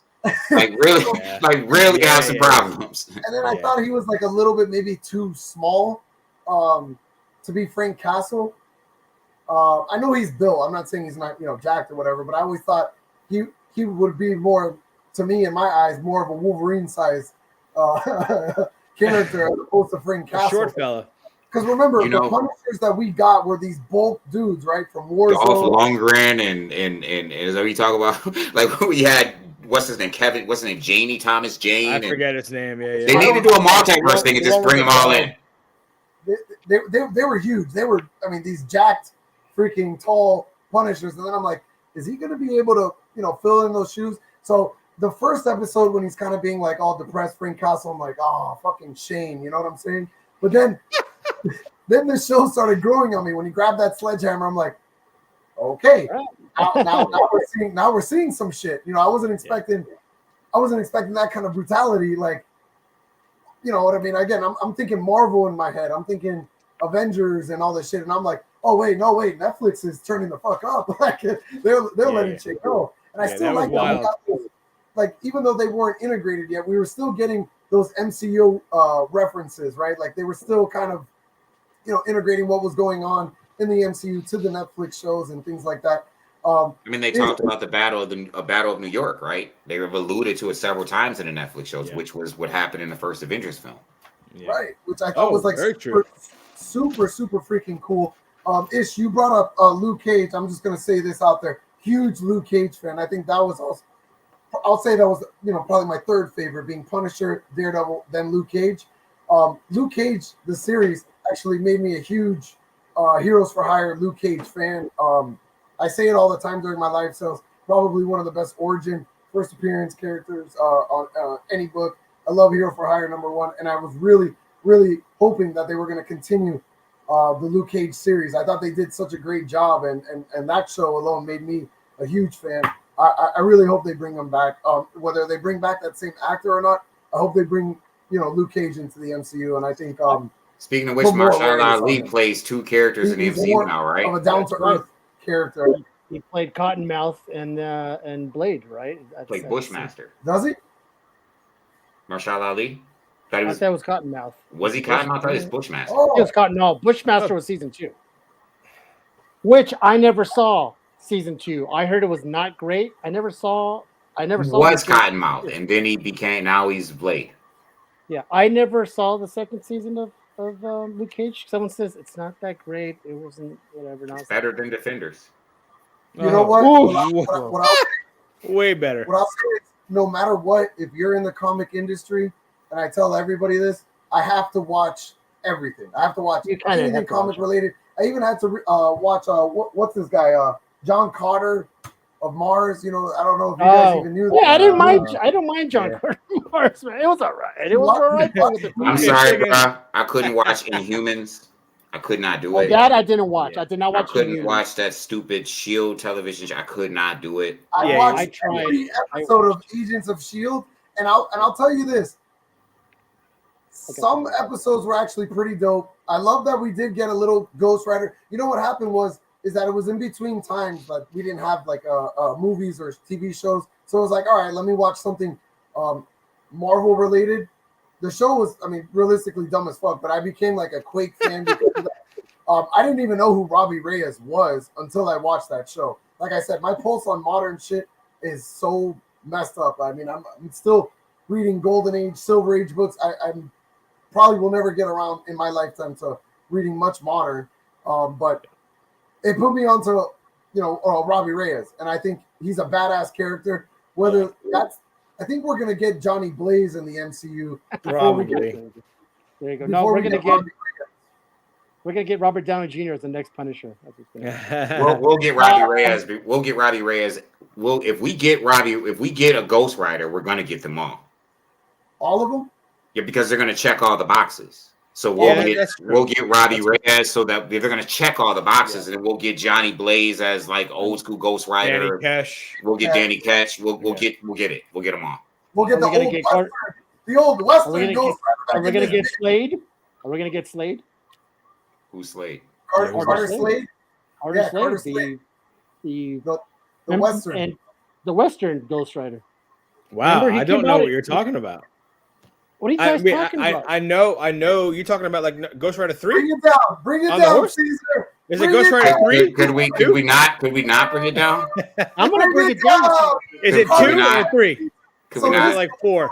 Or is it 5? No one is talking Carter Slade. Like nobody. He's gonna come up on his horse and this Ghost Rider horse. Like we not. I know what you're talking about, but we not like the horse is white and he's got like this veil over his face. It's awful. Let's see it. So he gets jumped by a bunch of cowboys. Indians give him like a white powdery substance that makes him a ghost. It's badass. Is it 3? That's 1. Knowing the MCU, we will get that. Knowing the MCU, we'll get somebody having a dream of a guy on a horse. Like we'll get it. Knowing the MCU just as an Easter egg. Wait. Ish and Charlie, right? Do you guys remember Ghost Rider, the Nicolas Cage Ghost Rider? Of course. Okay. I made sure not to watch it. Okay. Well, then I won't talk to Ish. Charlie, do you remember what's his face? Nicolas Cage. Who was the caretaker? Are we gonna get Carter Slade? The caretaker. No. Is this as bad as the yellow eye thing? Nick Cage Are we getting Carter Slade? It was the guy, the fucking, oh my God, the actor, the guy from. He was in The Big Lebowski. He's the one who narrates it and shit. Was Casper in it too? You son of a bitch. You son of a bitch. What's the name of the actor who was in Roadhouse who was like, sure hurts, don't it, mijo? You know, that guy. Danny Trejo. No, not Danny. No. Oh, that's where I went. Bitch-ish. Caesar, we have spent way too much time on Carter Slade. I know. You know what? F you and F you. So if you're bringing up, since we're bringing up absolutely insane shit, if you have not watched all seasons of Cobra Kai, I suggest you watch that. If you're a fan, it's amazing. I love it. I'm not gonna lie. So is the Headless Horseman a Ghost Rider too? All right, you son of a bitch. I'm just curious. Is he technically a Ghost Rider? Maybe we'll get him as well. Ichabod Crane. Listen, I showed you respect when you were going on about some guy named the Maker. All right, you show Carter Slade some respect. All right? Yeah, that's right. Guy named the Maker. Like, oh, the Maker, the Maker. I'm like, that's fantastic. Oh, okay. Anyways. Okay. Props to Carter Slade. I'm going to get me at least a can I? You got one for sale? Like, do I need a Carter Slade? A graded Carter Slade? Gotta get the Carter Slade. Caesar, I'm going to leave this conversation tonight and have no idea tomorrow who Connor Slade is. I'm not going to lie to you. Sam Elliott played Carter Slade in Ghost Rider, the first movie. There you go. All right. Remember he was on the horse and the horse caught fire? He's like, I got one more. One more ride, motherfuckers. Yeah. I never watched that movie. Oh, the dude from the dude who used to sleep with Whoopi the Goldberg. Wyatt Earp movie with Yes. Tombstone. It Tombstone. was a Tombstone. There he is. Yeah. I still got one good arm to hold you. There you Okay, so all right, guys. Now we're talking about Daredevil Reborn. Spec books from this movie, from this TV show. They're supposedly going to introduce the White Tiger. Yeah. I'm assuming that book is probably going to spike a little bit. Yeah. I don't know how much. It's been decently high for the last 2 years. It's already been. Yeah. Okay. It'll probably spike a little more, but. And I'm assuming the first time that we get introduced as Fisk as mayor, right? As she kind of talked about it. Yeah. When he became mayor. All those books that came out in 2022, I want to say, are just probably going to spike a little bit. Yeah. That whole storyline. It's just 2022. So it's really recent. Yeah. So but we knew they were going to say again. Are they going to spike or are they going to be in just high demand? People are just going to. I think they'll spike a little bit. Similar to what happened with Dr. Doom. And I think it's going to be on the strength of people love Vincent D'Onofrio as Kingpin. So I don't think they're going to be like some ridiculous I just think they'll spike a little bit because people will, a bunch of people will go on eBay and buy them, and Key Collector will be like, there's been 188% increase in copies sold this week because, a bunch of people ran the Key Collector and bought some $5 books, which that's what they are. Like it's that whole, it just came out in 2022. Yeah. Right. Yeah. That whole, but I knew that when they showed it on Echo, because a lot of things that Marvel does right now, it certainly is influenced by what Disney is looking to do, right?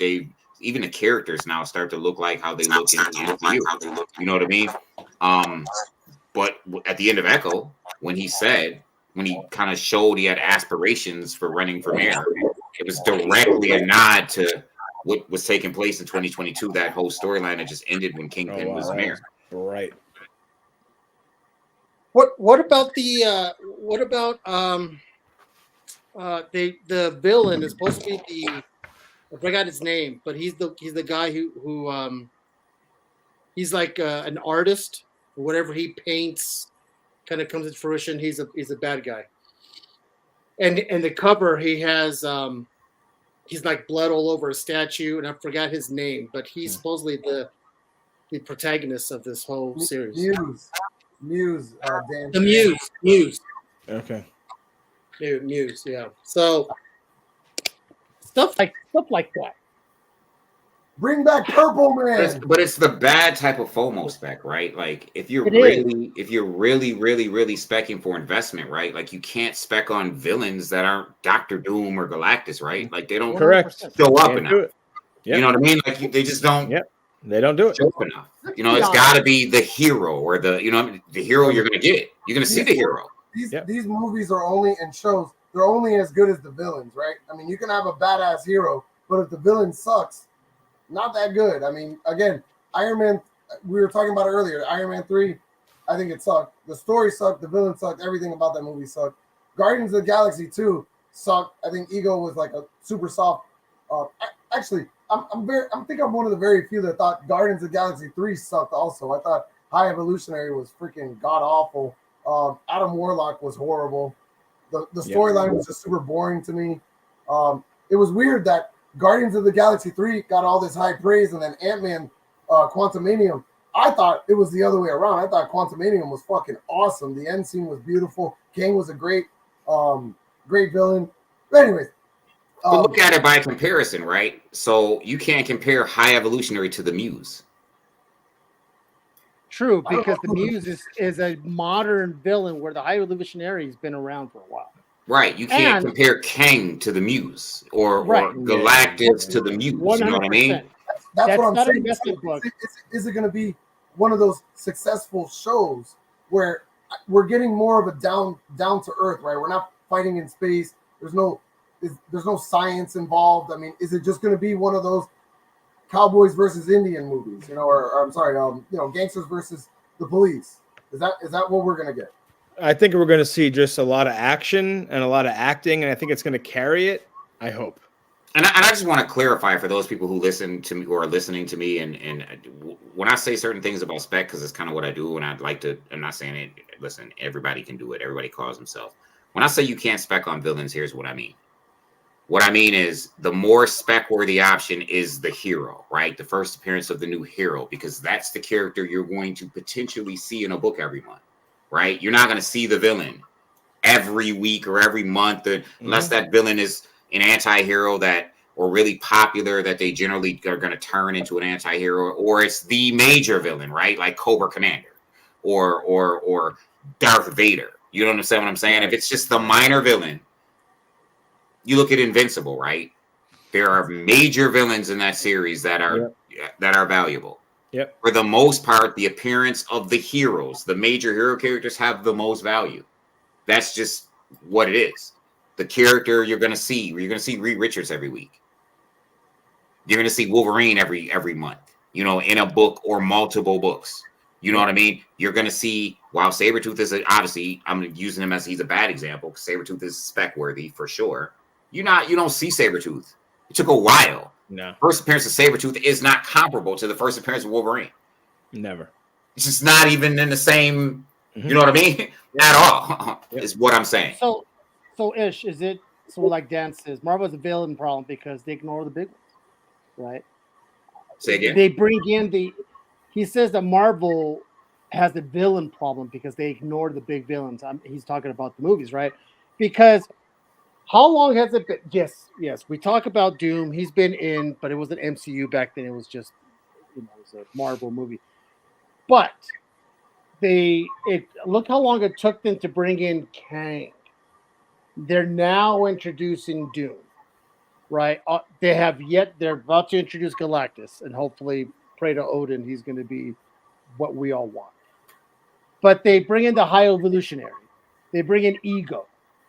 They bring in who was the other one? Ghost. I don't know. They ignore the big villains. Dormammu is major. Well, Dormammu was major. Did they do him right? Loki was major. Ultron is a major villain that they just didn't do right. Like Ultron is, they should still be fighting Ultron. Yeah. You know what I mean? Like they should still be trying to figure out Ultron. Like really, that's how serious he is. Loki, right? They probably didn't do Loki, though he was the major villain of the first movie, but they probably didn't do Loki the way they. I mean, Loki's really a major villain. Thanos. I mean, I'm not saying that they don't but those are like Dormammu's big, really big. Doctor Strange didn't beat him. Yeah. I always say that movies nowadays do not. They do not move the needle the way they used to back in the day. Okay. Right? They just don't. When Game of Thrones, when Guardians 3 came out, the High Evolutionary, I'm looking at his book right now, it didn't move. People wanted it, but it didn't go like, Frank can't be like, oh my gosh, I can't keep that book off the shelf on my shelf because it's constantly everybody wants it. Yeah. It doesn't move as much. So the Muse is not going to move, and this isn't going to move, and all that. No. With this latest Deadpool movie, was there a clamoring for an M98? Yes. Yeah. And 87. Okay. And Cable wasn't even in it. Right. Now let me ask you: did it go up was it the demand? I want that book, but were people paying $900, $1,000 for a 9.2? The prices didn't go up on Hawk 181 but the demand did. But I'll tell you what did really move. Nick's number 3 moved closer to where it was before the recession, right? Before the market went, Nick's number 3 went from anywhere from a $900 to a $1,200 book. People are now again paying $1,600, $1,700 for that book, which I saw that coming. Yeah. I see more of instead of books going through the roof and being unattainable, we're having more cover variants, and they're moving in quantities that are large instead of super high dollars. That's what I see. Yo, why, man? Why are you just throwing random condoms out, comments out into the atmosphere? Condoms everywhere. He's doing his Facebook thing here on the show. He's just throwing random stuff out there. Speaking of Taylor Swift. Speaking of Taylor Swift, Oh my God, how many people spent so much how money? many people? Now, I have never seen I take that back. It's been a long time being in this community where I saw a book go as stupid crazy, cannot last on a shelf like that Dazzler.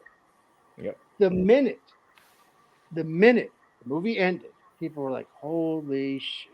Yep. Well, Not at me. least my daughter likes her, and now Yeah, I agree. Not me. I didn't buy one copy. I got Oh, no, I got a 9/6 signed by Chris Claremont. Listen, I'm an X-Men guy, so you're never gonna get me to feel some type of way about having a part of the Dark Phoenix saga, which is what it is, and it's the first one. Like I don't feel I have the whole saga graded and signed by Claremont before all of this. But you're different because you're an X-Men guy. You Yeah. need it. You need it. But for someone like Frank, for example, who's flipping books and doing what he does, he couldn't keep it. For Frank, it's fantastic. But for the guys who bought it, Frank's like, what? Strictly based on. I was shocked. I was like, bro, you guys actually want Dazzler? I'm like, fucking take her, dude. All these Dazzler number ones, the painted cover. I always thought it was a cool book. I always thought it was very nice. I read it. I'm into those error prints. I love double covers. I love the rarity behind them. So it's always one of those books that I grab when I can, but I never, price gouge any. You're talking about Dazzler number 1 with the error. Right. Yeah, I'm talking Uncanny 130. 130. First. So I'm going to say this really quick, and I just want to say, I don't want to cut you off. I just want to say really quick. Everybody who bought Uncanny X-Men 130 because they were specking on Dazzler for this movie, y'all bought it for the wrong reason. Wow. Everybody should be buying Bronze Copper X-Men though. Right now.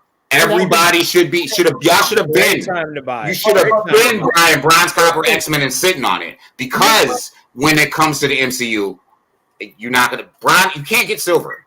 Real quick. You should be getting Bronze Copper X-Men. Even if Dazzler was in the movie, right? We're gonna get an Elektra cameo out of her. We're gonna get a Gambit cameo out of her. What the fuck does that do for us at all after that? Did we see spikes in 266, TOD 10s, fucking Daredevil 168? So we get Dazzler, Taylor Swift in a cameo. She gets a fucking 5-minute scene in a Deadpool movie. Yeah. Who gives a shit? Dazzler number 1 wasn't selling for us. It was selling for the billions of Taylor Swift fans that are out there that go, I need to slap Dazzler number 1 on my wall. That's Taylor. That's the only reason that book was flying everywhere. I didn't want Dazzler number 1, and neither did you guys. But you should want Uncanny X-Men 130. That's the difference. You should want that book. Right. And you should want it now. Right. You should want all Bronze Copper X-Men. You should have wanted it 2 years ago. Why? And you should be sitting on it. Why though? What do you think is going to happen for us as collectors and investors and speckers and all of that? What do you think is going to happen when the X-Men finally come to the MCU? Dries up, man. We're gonna need all of Bronze Age freaking X-Men. No, Bronze Copper, because you can't get silver anymore, right? So everything after you can't. Who cares? So most of the silver X-Men suck, right? It's reprints, and anything before that costs too much. Right, X-Men number 1, X-Men number 2, cost too much. Forget about it. But you can still get first Kitty Pryde. You can still get first Dazzler. You can still all these first Alpha Flights. You can still get these characters. You don't think Shadowcat is a major character in the X-Men lore? Frank is upset right now. I'm so bored, bro. I'm so bored. I forgot to tell you. I did tell you. I don't like X-Men. I think X-Men is okay. Whoa. Okay. That's why. See, that makes sense, right? Okay. That makes sense. Okay. Like, but so you're a businessman. So let me tell you about you're a businessman. It's absolutely dog shit in my opinion. I think. Okay. Wow. I think. Okay. I'm signing off. Okay. So let me tell you something about your business, right? The book that you don't like is without a doubt and without question the greatest 17-year run in the history of comics. Period. Yeah. There is not even a close second. We're talking from a finance perspective, there's a lot of money. I understand people love to collect Amazing Spider-Man, and they should.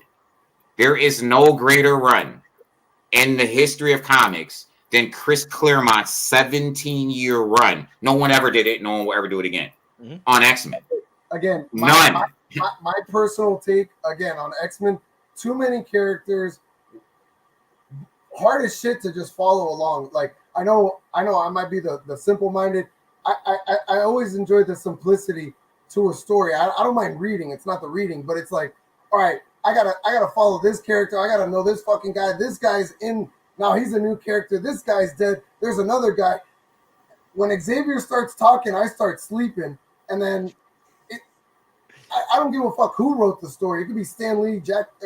But what you're saying opposes what you do. You just said there are too many characters. That's like a treasure trove. That means there are so many characters that I can find value in. Yeah. Yes and no, because it's oversaturated. You know what I'm saying? If there's only one of a kind, it's special. But if it's like every issue, there's a fucking this guy, and then they get a spinoff. Wait. How many Avengers are there? We all can't sell one of a kind stuff. I wasn't a huge fan of the Avengers stories personally either, because of the same thing. It's just too much. There's too much this and that, and I'm just like, all right, you know what? Fucking yes, give me a Spider-Man where it's just Peter Parker. He can't pay his rent. He's got to take photographs. Frank, I really, you know how I feel about you, my man, from day one. From the moment we got on comic stream, I have to cancel you right now. Yeah. Like I don't understand what we're doing. You don't what you don't understand, and I guess because like this is your business. But so when we talk about comics, right, and we talk about Marvel comics, you had in Marvel, you had Spider-Man, you had the X-Men, you had everything else. For everything else to matter, Wolverine cameo, Spider-Man cameo. Like that's really what it was for a long time. You had Spider-Man, which is why Disney doesn't own the rights to Spider-Man, right? You had X-Men, which is why Disney didn't own the rights to X-Men, right? And then you had everything else. That was how it worked. The X-Men could sustain itself without an Avenger showing up in that book, without a Captain America showing up. X-Men. Let me say, Frank. I think what you're saying is you don't love every single aspect of these things, but you respect every single aspect from everybody's point of view because that's what everyone loves, right, Frank? So he said Giant Size X-Men is shit to me. That's what he said. He's like, yo, this book. I wipe my ass with Giant Size X-Men. I heard it. A lot of people have not actually read this book. The first few, yes, we got Nightcrawler. Yes, we got Wolverine. We got all these introductions to the characters. How did this book end? We got to fight on that cover, baby. Yo, can we block Del? We gotta fight a mutated island. We get all these awesome characters. We gotta fight a mutated island. Fucking crazy, dude. What a hype up. I understand, but Frank, so let me dumb it down for the rest of the people. So Ish is saying, for someone like in your business, Frank, who's selling the books, and that's your, aside from your pressing all that, he's going, you should love the X-Men because of the X-Men's complex characters. There's so many first appearances, there's so many this and this and that you would benefit when it comes to first appearances. Gobble these up so you can sell them once they hit the MCU. The first time you can see Kitty Pryde in the MCU, the first time you can see this person, you'll be like, I have 4 of those books. I have 5 of those books because I picked them up way back when the X-Men movie came out. So financially, business sense, he's saying you're going to want to do that. Now, I got boxes of X-Men. I got boxes of Spider-Man. I'll have boxes. So he's got that covered. Whatever the fuck. If somebody wants it, I'll still sell it. It's not like I'm not going to sell it. You got a Hawk 181 on your page right now. Right now. Like, I like Wolverine. I like Wolverine, the character. I don't like reading the X-Men. I just don't like. I think I've always loved Wolverine. I play it on Super Nintendo. I'll collect it. I'm done. I can't read X-Men because I just think it's fucking boring. There's some that are good, some whatever, but for the most part, couldn't follow along with it. It was just I like Dan's last comment right there, because the reality is during the comic renaissance, right? That period of comics where before we had the bust, those were the top selling books. Yeah. Period. Yeah. It wasn't. It's what it was. Action comics too, but that's And people didn't even really like Superman. But Action Comics, Teen Titans though. Teen Titans was a big seller for DC as well. Yeah. Well, I will tell you what. This is what's great about my. This is what's great about my shortcomings. Oh I don't God, fucking read. That's right. I don't fucking read, so I give 2 and 0 fucks about the storylines because I don't care. This is what I collect, people. Yeah. You know what? I'm that guy who collects that iconic SS4 cover. I'm that guy that collects the first. I read every one of those books. So all these books that I send in personally before I send them in for grading, if I haven't read it before, I read it so that way I know what I'm selling also. So just because I don't like the X-Men doesn't mean I haven't read X-Men #1. I haven't read X-Men #4. I've read that's all boring. That's really boring. That's really boring. I understand. That's why I feel this way, but I still read it just so I have the knowledge. I'm not. Yeah. I don't skip. We lost him again. Shit. I think we lost him again. That was Providence. Yeah, that's Odin telling him to be quiet. That's Odin saying you better go. I think this is a perfect example though, because all 4 of these squares and everybody in this chat is the example of why this industry is so wonderful, because everybody has their own beautiful piece that they get to enjoy and share. And you haven't read a book, I don't know how long. I try and read. Ever is the word. I try and read. I'm more focused on the art and what it means to me from the heart. And everybody's different. And I think that's beautiful. Now, I think we all have opinions, and that's okay. This is why Ish is one of my favorite guests whenever I have on. Whenever me and Dal want to talk about and do a deep dive. Says that to everybody, Ish. God damn it, Dal. Dal, where are you? I should have muted you. Whenever we have a show about, and we're going to deep dive into the geek. I could do that too. Shit. Just get them on my phone. Caesar? No, I just kicked them on the stage. I always bring up Ish because we know that Ish is gonna drop facts. It's just the way it is, and he sees from the perspective of a businessman, but also a guy who's enthusiastic about the storylines, and he loves that shit. Me and Dal, we don't do that. We don't deep dive. So we have these kind of shows. Ish on. And Ish is like, I tell you what, people, I'm gonna fucking talk you guys under the table. And wait a minute. Look at X-Men show. X baby, let's go. All of them, great. I love it. Frank, I don't know what happened to you, but you froze a minute. I love Frank, man. I really, really enjoy being on here with Frank, and it's such a pleasure to be on here with you, Lost Boy. I've seen you, yes, sir, tons of places. I don't know if I follow you. I'm not sure, but I've watched your videos, maybe even specking. Oh, haha! I think I've seen you. I think I follow you on Instagram. I'm not sure, but I will. Yeah. Well, yeah, right after. In fact, I'm gonna do it now, bro. So let's do this. So we normally cut it off because we're already at 9:00. But we're having such a good time. So if you guys are okay, you guys want to extend it a little bit more? Because I want to talk about a few more things. Let me just go refill my coffee really quick. I got like 15 minutes left in me, but I'm down. So real quick. Dan, I'm glad you brought that up. So what are y'all thoughts of the Penguin now being a female or different? It's a different version of Batman, obviously. And it's one episode. Here he comes, causing drama. Hey, it's a discussion post. It's a discussion post. It's like you know what? Pregnant. In the DCU. You know what? I saw the Cape Crusader. I like the show. It was okay. It's good. It's fine. It's old school feel. You know, Catwoman. To me, Catwoman sucked. To me, in my opinion. I want Catwoman to be a man. Then I want it to be Catman now. Okay, I want that role to switch over too. I want some of these female roles to be male roles now. Then, damn it.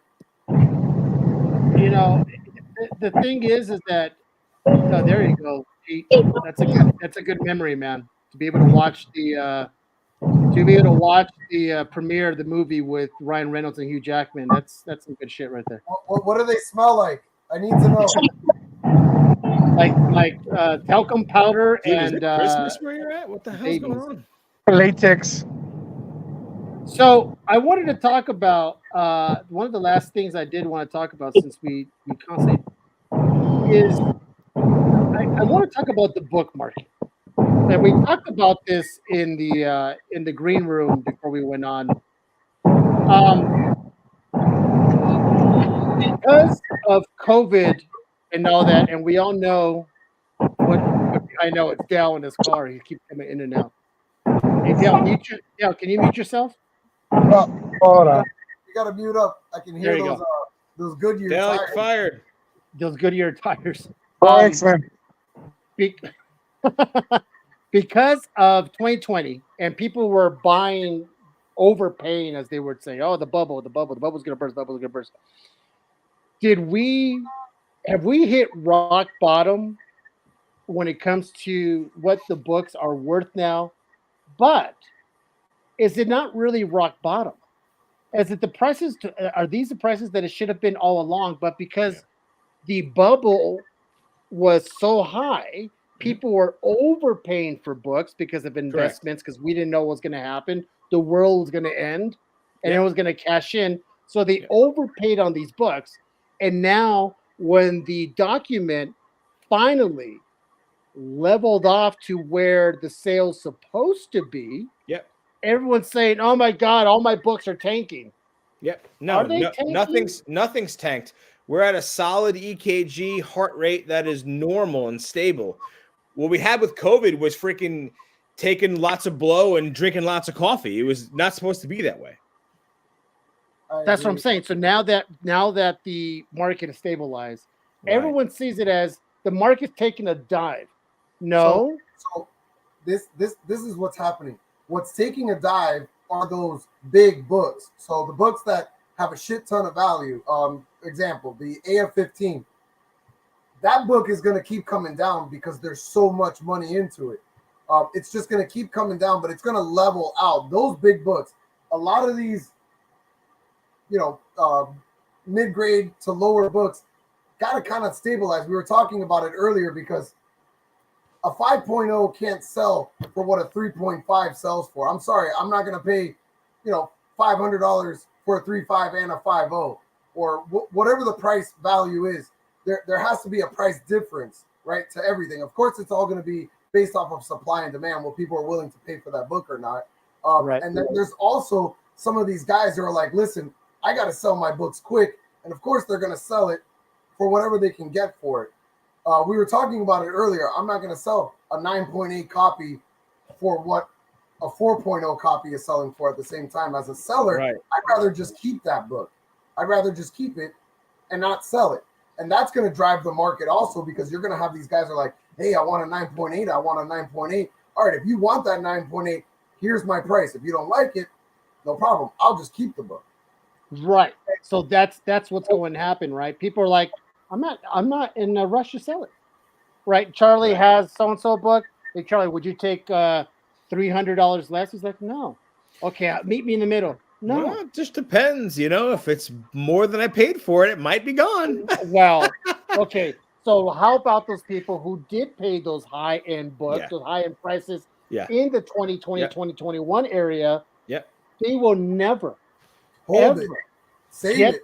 They will never get those prices that they paid for it. Okay, but I know, Charlie. Let's quickly say, 2020, someone spent $3,000 on a book because they overpriced, right? Yep. Now in 2024, they will never get $3,000 for that same book. Unless we have another pandemic. And I'll be honest, guys, if it happens again soon, we're probably all just going under. But I have guys come into the store and sell me stuff that they've paid. Let's say, hey, I paid $2,000 for this 2 years ago, and they're selling it to me for $800, knowing that I got to cut my loss, and that's life right now. Wait, what are we saying about the market? We're That talking it went about from the yeah. market I'll let Peter go. stabilized from Yeah, remember COVID. we talked about in the green room how everyone paid high into 2021, and then now it's actually leveling to the price Stabilized. where it's supposed to be, stabilizing to where it's supposed to be, and everyone's like, "Oh, the market's tanking," but technically, it should have never. It's leveled. It's where it should have always been. Right. 2020, 2021 was uh it was an anomaly. It shouldn't have ever happened. Yep. People shouldn't have been paying thousands of dollars for a book that shouldn't have been worth that much. Here's a take. A lot of people that were selling during COVID won't like this, but I like it because it's a lot easier to purchase collections. It's affordable. It keeps things moving, and it allows us as sellers. I mean, I don't know if everyone agrees with me, but I love being able to provide these key books that people want in their collections, and it's affordable now. Like I can't say like, oh, this giant size X-Men and a 9.2. You're never gonna be able to afford this motherfucker. But now Ish is like, oh, I want that book. I can finally afford it. It's reasonable. Here, Ish, take your beloved giant size X-Men out of my freaking house. But as because this is something that I've actually studied and I've done some shows and I've talked about, right? Like, and I mentioned earlier about identifying trends before they become trends, and I like to look at things that are trending in the market and the way the market is moving and try to figure out why it moved that way or what caused it to move that way, or just be aware of. A lot of this goes into some of the spec that I do because I think it's kind of necessary to kind of be out in front on things. So has anybody actually really looked at what happened after 2018, right? Well, we're talking before COVID, right? Like really, we're talking 2018, right? Because I remember when I looked at the market, then I remember some of the things that what I was doing, and my partner, right? We were buying Ultimate Fallout 4s for $10, 15, 18, $20. Yep. Right. We were buying Journey into Mysteries. We'd go on eBay and we just buy everything 1.5 and under. And because you could count, right? There's like 2 pages of Journey into Mystery 83s and 43 copies, and half of those are Golden Record reprints. Like you could count them.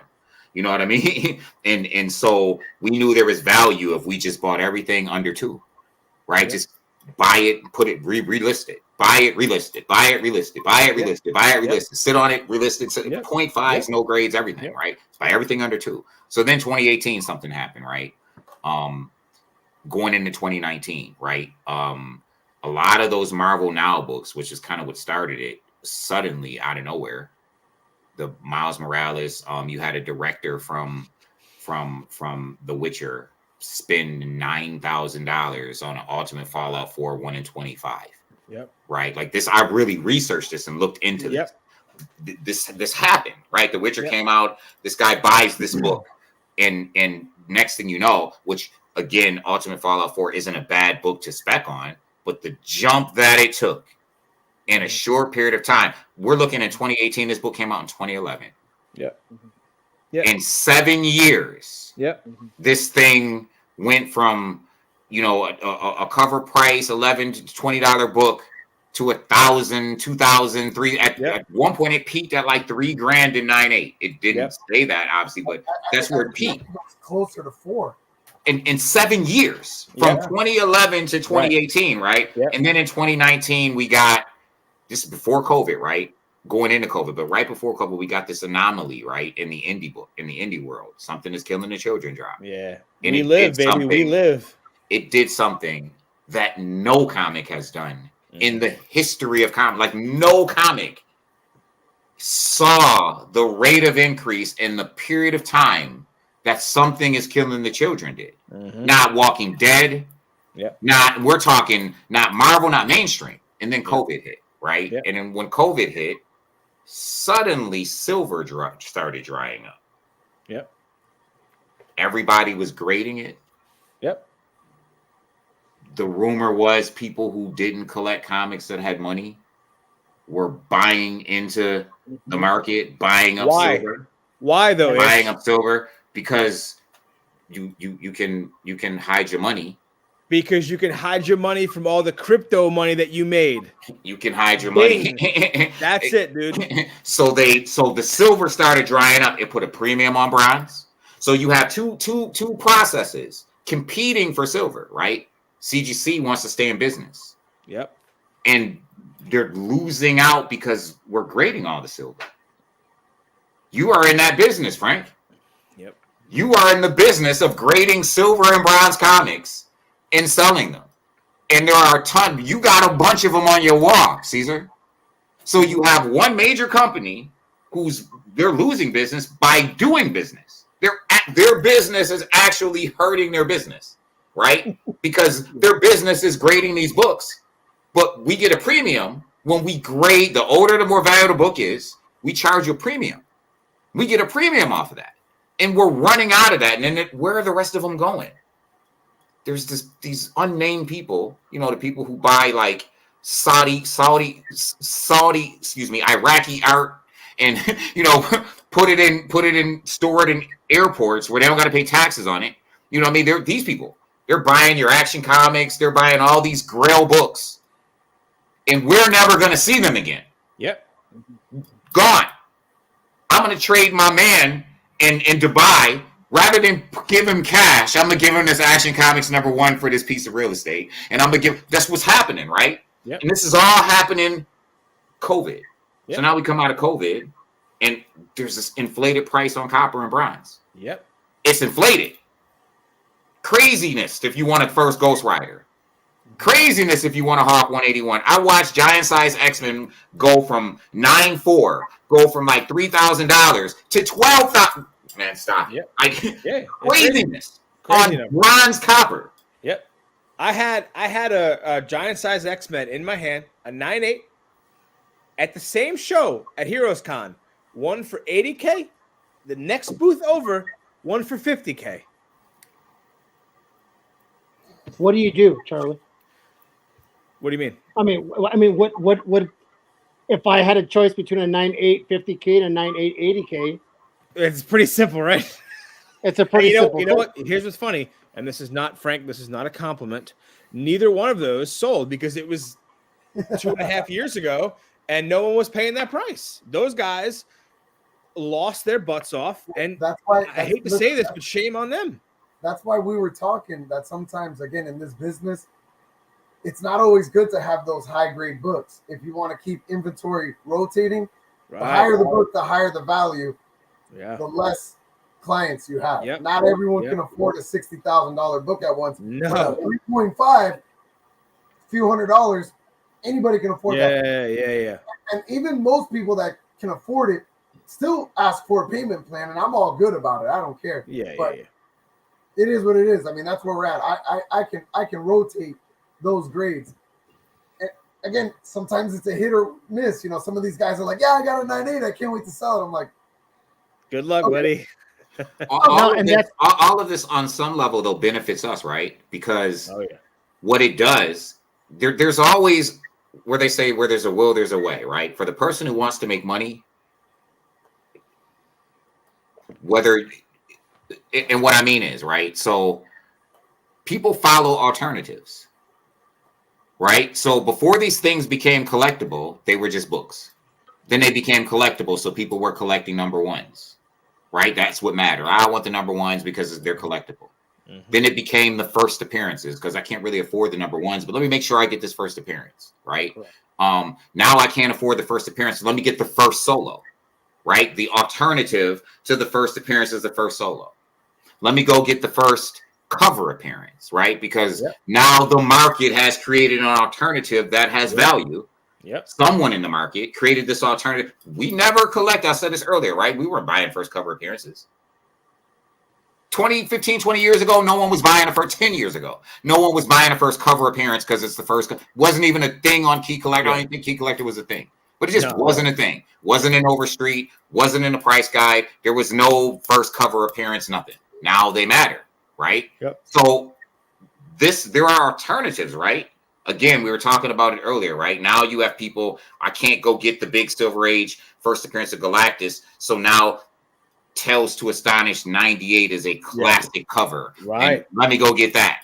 You know what I mean? Now it's marketed as such. Classic cover. There's Key Collector tabs and spec tabs for that. And the classic cover or the newsstand copy, or suddenly subsequent prints are considered variants and now they matter.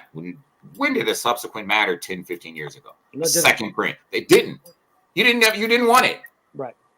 I still At all. And all of these are alternatives that if you're in business, we can benefit from. Do I think we should be manipulating the market in that way? No. Do I think we should ignore the trend if collectors push the market that way? If they decide, hey, that's what I want and that's where I'm going to place value on because I can't afford this as an alternative, well, then absolutely, if that's the way the market is going, I don't have a problem with it. 100%. I don't want to scam the market. I don't want somebody to tell me, yo, this 1979 book is a newsstand. Here's my middle finger. They were all newsstands. You know what I mean? Like in 1979. And and you want to charge me a premium. Here's my middle finger. You know what I mean? If you want to say in 1981 or 82, here's a newsstand. Well, it's like a 50-50.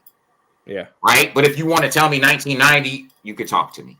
Right. If you want to tell me 1988, we could have a conversation. Right. Is you understand what I'm saying? That's why the Spawn 1 newsstand is not as easy. Yeah, because now we're talking a real ratio variant with a lower print run but in 1983, it's like 50-50. Yeah.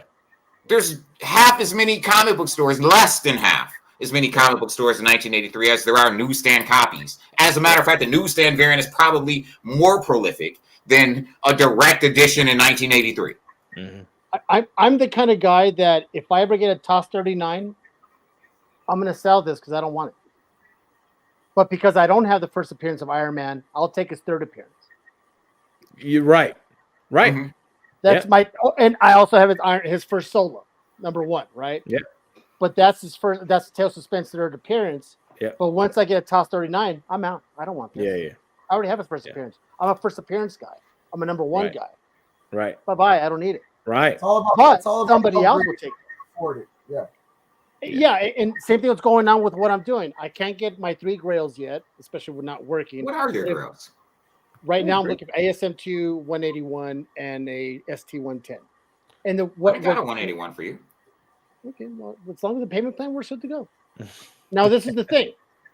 This is the problem. This is the conundrum. Is that now's a good time to grab these books, and when you don't have the cash, you're like, that's a. But people go, you can trade. Once you sell this stuff, there you go, Frank. Once you sell this stuff, I said no. No, I can't. Yeah. I can't get it in me to trade. I love all these books equally. They're all equally loved. I can't let go of one. I can't let go of 5 of these for 1 grail. But you can always get those books back. I don't want to get them back because I know subconsciously I won't. It's OCD if you can't get rid of it. I can't either. You can't.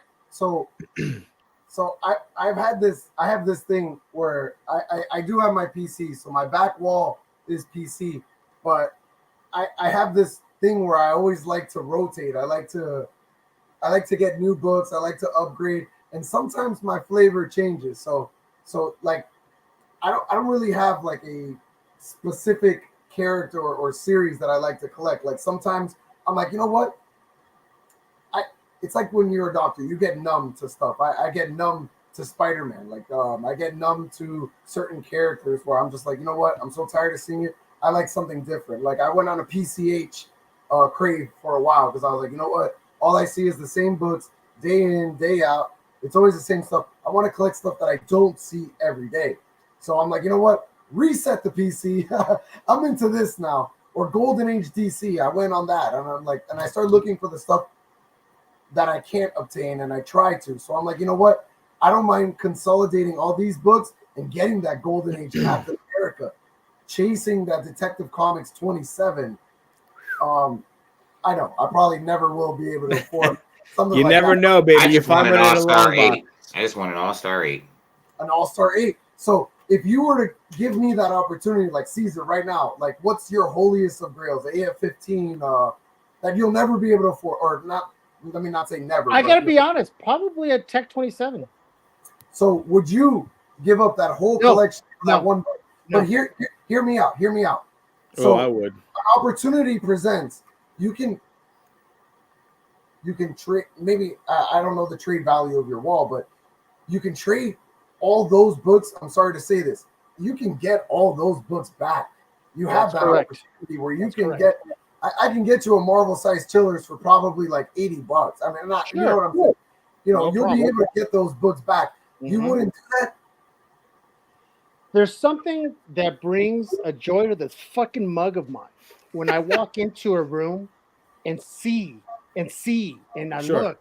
look at all this and I'm like, I built years and my OCD of having everything inch by inch and all this stuff, instead of just coming in and having one spotlight on the Tech 27 and everything else gone. I had a Tech 27. That motherfucker would be in a crazy ass display case, bulletproof. I mean, I know. I signal behind. But my point is that so I have a PC, but if you give me that opportunity, I'm gonna rotate all day. That's just my thing. Like, so after a while, to me, I'm like, it's the same book, it's the same whatever. I don't mind getting that into someone else's hand and giving up and consolidating and grabbing that big book that I want.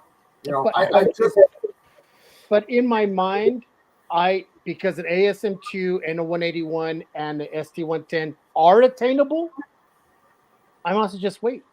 Yeah. Till I have the money that I could find someone with a payment plan and then make the payment plans. That's the way. Yeah. And I still keep all this.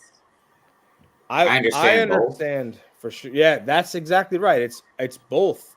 So I'm gonna say this one thing, and I got to run because 5 a.m. On the East Coast comes early. I have a few grails, but one grail in my collection that I would literally let everything go for. And you're gonna be like, "What the hell's wrong with you?" I have a 9.8 Edge 2 signed by Haley in a beautiful blue ink, and it is my grail. I love it. It's on my wall. What's that? EOS? Yeah, Edge 2, EOS 2 signed by Haley Stanfield. Yeah.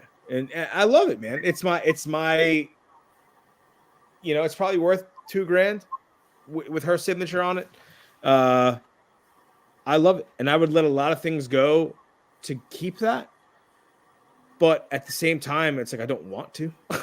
Charlie, if you had the opportunity again, what's that book that you'll never be able to afford, but you want that grail? And again, I mean, AF15 is my guy that I want. Yeah. Okay. Cool. For sure. How about you? It's just out of curiosity. All-Star 8. Oh yeah, you did say that.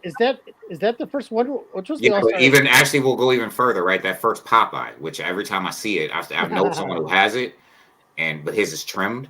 But I know someone who has it, and it's like, the comic strip reprinted, the actual first Popeye, which is just way out of my reach, or All-Star 8, like either one of those two, right?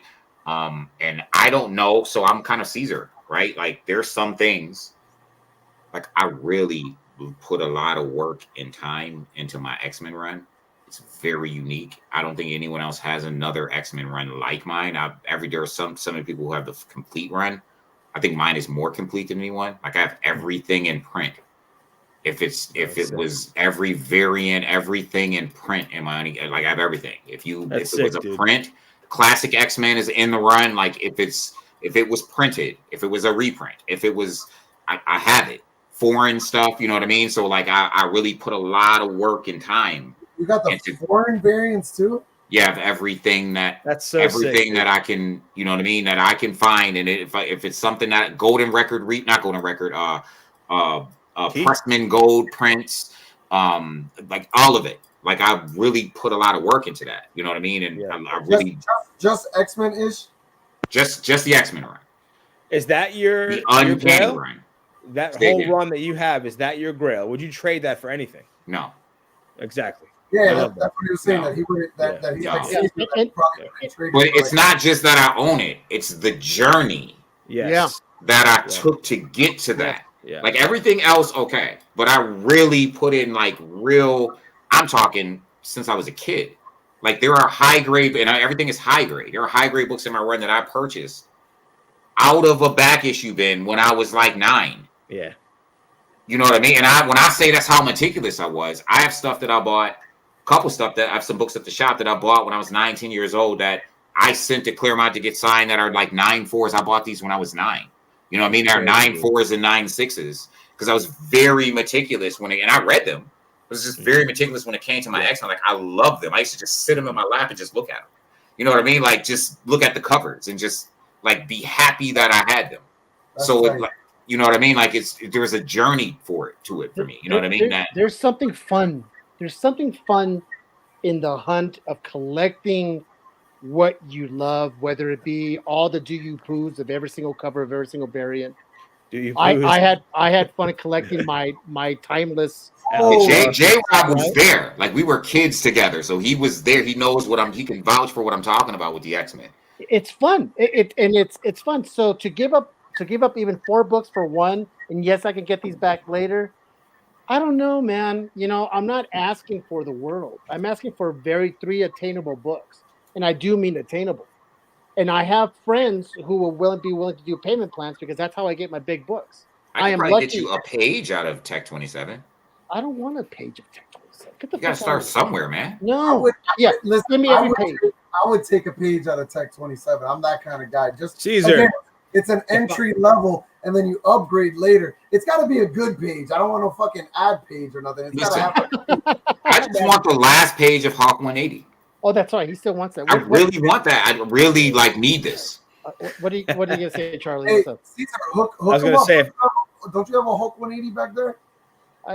I do, but I'm not gonna rip it out. What's wrong with you, Frank? What do you say? If I find that tech, and like, you know, people bring collections in the store all the time, and they're just, you know, there are people who just walk in and say, "Hey, you want this long box, $50?" If I find it one day and I pay like nothing for it, I'm gonna gift it to you. My word. See, this is why I have friends. I have people like Charlie who's gonna give me a tech. And that's my word, dude. My word. If I find it, and if I pay like $4,000 for it, then you're on your own. But yeah. Listen, if you pay $4,000 for it, we could still talk. Yeah. I mean, It's funny because my business partner, close friend of mine, but we all co-own comics together, right? It's always like, if we ever buy a collection, if I was to buy a collection tomorrow and AF-15 was in it, it's just his. Right. It's like his book. You know what I mean? Like, it was just, if there was a giant size, I don't need it now. But if there was and I didn't have it, would just, he'd be like, it's just yours. Like, that's just how we. So I really understand that energy. You know what I mean? I know what it's like to really want to collect something and really want no prize. Derek, take it. Don't even worry about it. You know what I mean? Like, when it all comes down, it's just paper. You know, it's just paper and printed story, but it means so much. Dude, this is like when I'm pressing those big books. That's how I have to look at it. When I first got an AF-15 in to press, I'm not gonna lie, I had to crack the slab, repress it for a client. I remember my first one. I'm like this, dude. I mean, it came in one of those like CIA briefcases. It was pressurized. Like he went all out delivering this thing. M. Hammonds, and I'm sitting there like, oh my god, dude, like this is crazy. I can't believe I have this in front of me. And then I'm like, no, I gotta sit back and remember this is just paper. It's just a Silver Age book. Yeah. Work on it like you do the rest. Take care of it like you do all the others. And I just held 2 for the first time Saturday. Yep. 2 of them. And it's crazy because the first one I held, which Saturday was the grand opening for my shop. And I'm thinking, wow, this is like dope. Like I must, like my shop must be on the path to good things because it came in to my shop the day that I opened. Somebody brought in an AF-15, and I'm like, wow, what a grand opening. You know, someone walked in with an AF-15. You know what I mean? Like, okay, that's cool. I say let's in this order. Which ones you get? I'll start it. I'll get Batman, Superman, and then Spider-Man. Are we talking PC or for PC, these 3 right here. Which ones you pick? If it's PC and just putting money aside, it's gonna be Batman, Spider-Man, Superman. Yeah. Oh, mine's the reverse of Dell: Spider-Man, Batman, Superman. So mine is Popeye. No, Wonder for PC. For PC. Oh, are these? Yes. Yeah. First appearance, Superman, first appearance. I have to pick one of these? No. The order. The order. Oh, first appearance. I have to pick an order for these 3. Yeah. Okay, well, it's going to be Superman. Superman, then what? Then, I mean, it's tough. It's going to be if it's PC, right? Yeah, Yeah. He's Well- no money value. Yeah, no money. You can't sell it. You don't have to pay for it. You are not. Oh allowed yeah, to- so it's gonna be Superman, yeah. and then Spider-Man, and then Batman. All right, fair enough. Okay. Well, you know, hey Pete, thanks for jumping in, my man. You know what's Yeah, I funny? gotta is run too there, gents. essentially, all their parents die, right? I mean, Yeah, eventually. Spider-Man never had parents, as far as we know. well, I mean, That's you know, true. he's Whoa. guardian. He's guardian. He's guardian. So all right, guys, we went a little bit over, and Charlie, I know you had to go, but I Yeah, figured you're my good, you're good. time to Oh, get a show. Charlie, pleasure to meet you, bro. Yeah, you too, boys. For Yeah, real. Charlie, I gotta find you and follow you, bro. Listen, guys, Ish, I just hit you a follow on Instagram. He's This- lost, bro. Okay, cool. I'm gonna accept it. this It's a was lot. the show. Charlie, I'm gonna let you go first with your promos. First of all, we're gonna start with Charlie and do his thing. Where can we find you, Charlie? All that good stuff. Let us know, man. Yeah. Listen, I really enjoyed tonight's show. All you guys chiming in, having fun. LostBoyComics.com. We try our best to get some of the coolest, hottest stuff out to you guys. We have tons of old stuff, tons of new stuff, and we just love sharing the joy that these comic books bring to everybody in a world that's not so joyful sometimes. But we know that the heroes and villains that we all love to read and watch bring a lot of that joy. So we are really proud and excited to bring it to you guys. That's awesome. Very well said. Thank you, Nice Charlie. meeting you, Appreciate Charlie. you, Have my a great man. night. Yeah, brother. nice meeting you boys. Frank, where can we find Well, I'm you? next. I didn't have a speech prepared, man. His was beautiful. Charlie, you did great. What am I? Where can you find your dumbass? What's going on? Oh, okay. So damn. All right. So I'm Frank with Atlas Comics. Where's the button? Anyways, you can find me on Instagram. I provide pressing, cleaning, submitting services, posting services, consigning services. I sell shit. One-stop shop. Whatever you guys need, I'm here for the community. Trying to hook people up with whatever they're looking for. And I don't know, man. I talk a lot of shit. It's true. It's true. All right. There you go. Ish, my man. All right, y'all know who I am. I'm Issue X, Comic Sense. You can find me on Issue X on Instagram. I don't know why he took my little thing off. I think he wants the only. How come my little Instagram? Anyway, Issue X on Instagram, ISHUE.X on Instagram, Comic Sense on Facebook, COMIXSENSE on Facebook. That is the group. That is the page. We are the Robin Hoods of the unfair market, bringing you the best value anywhere. We want all of the smoke with the unfair market. We want the community to win. Subtle, not so subtle, middle finger to the unfair market. That's what it is. I love it. I love it. This one's for Ish right there. Well, guys, listen, what a fantastic show. This is everything we thought it was going to be. We got to geek out. Ish got to introduce us into the maker, which I give two shits about. Frank got canceled 3-4 times. Charlie is Charlie. Charlie is a great guy. He's there. He's neutral. He's Sweden. He has his good takes. You can find me here with Dell, the Culinary Comics, every Tuesday, 9:15 p.m. Eastern. Also find me right here. Caesar the Real Dracula's Wolf on Instagram, and I have been doing reels. Lately, I've been doing a lot of reels. Matter of fact, I got to do one tonight for a show tomorrow. If you want a voiceover, remember, I'm your man. So, Give us a better sample. Give us a good sample of your reels. Come on. Let's hear it. in a world, one man makes promos. You know, whenever I do, His favorite line, though, is "in a world." Like that's his thing. I haven't done it in a while, but it's so easy with the inner world. And the funny thing is, I go on live sometimes on Instagram, and I have a guy, Croqueta Comics, always comes on. Hey, do the whole live in a voice. I'm like, what am I? You're fucking dance, monkey, dance. Yeah, you know, you need some honey at the end of that, bro. Yeah, he wants me like every time, like, Pay me, honey. yeah, he's like, everybody, my name is Caesar. The Real Dracula's World. Yeah, don't that It's doesn't work. dope, man. It's really dope. Hey Yeah. guys, you guys have been fantastic. Yeah, boys. I love all of you guys. This is great, and we'll see you next Tuesday. Everyone, peace, man. See you next Tuesday, boys. Yeah, peace in the Middle East. Take care.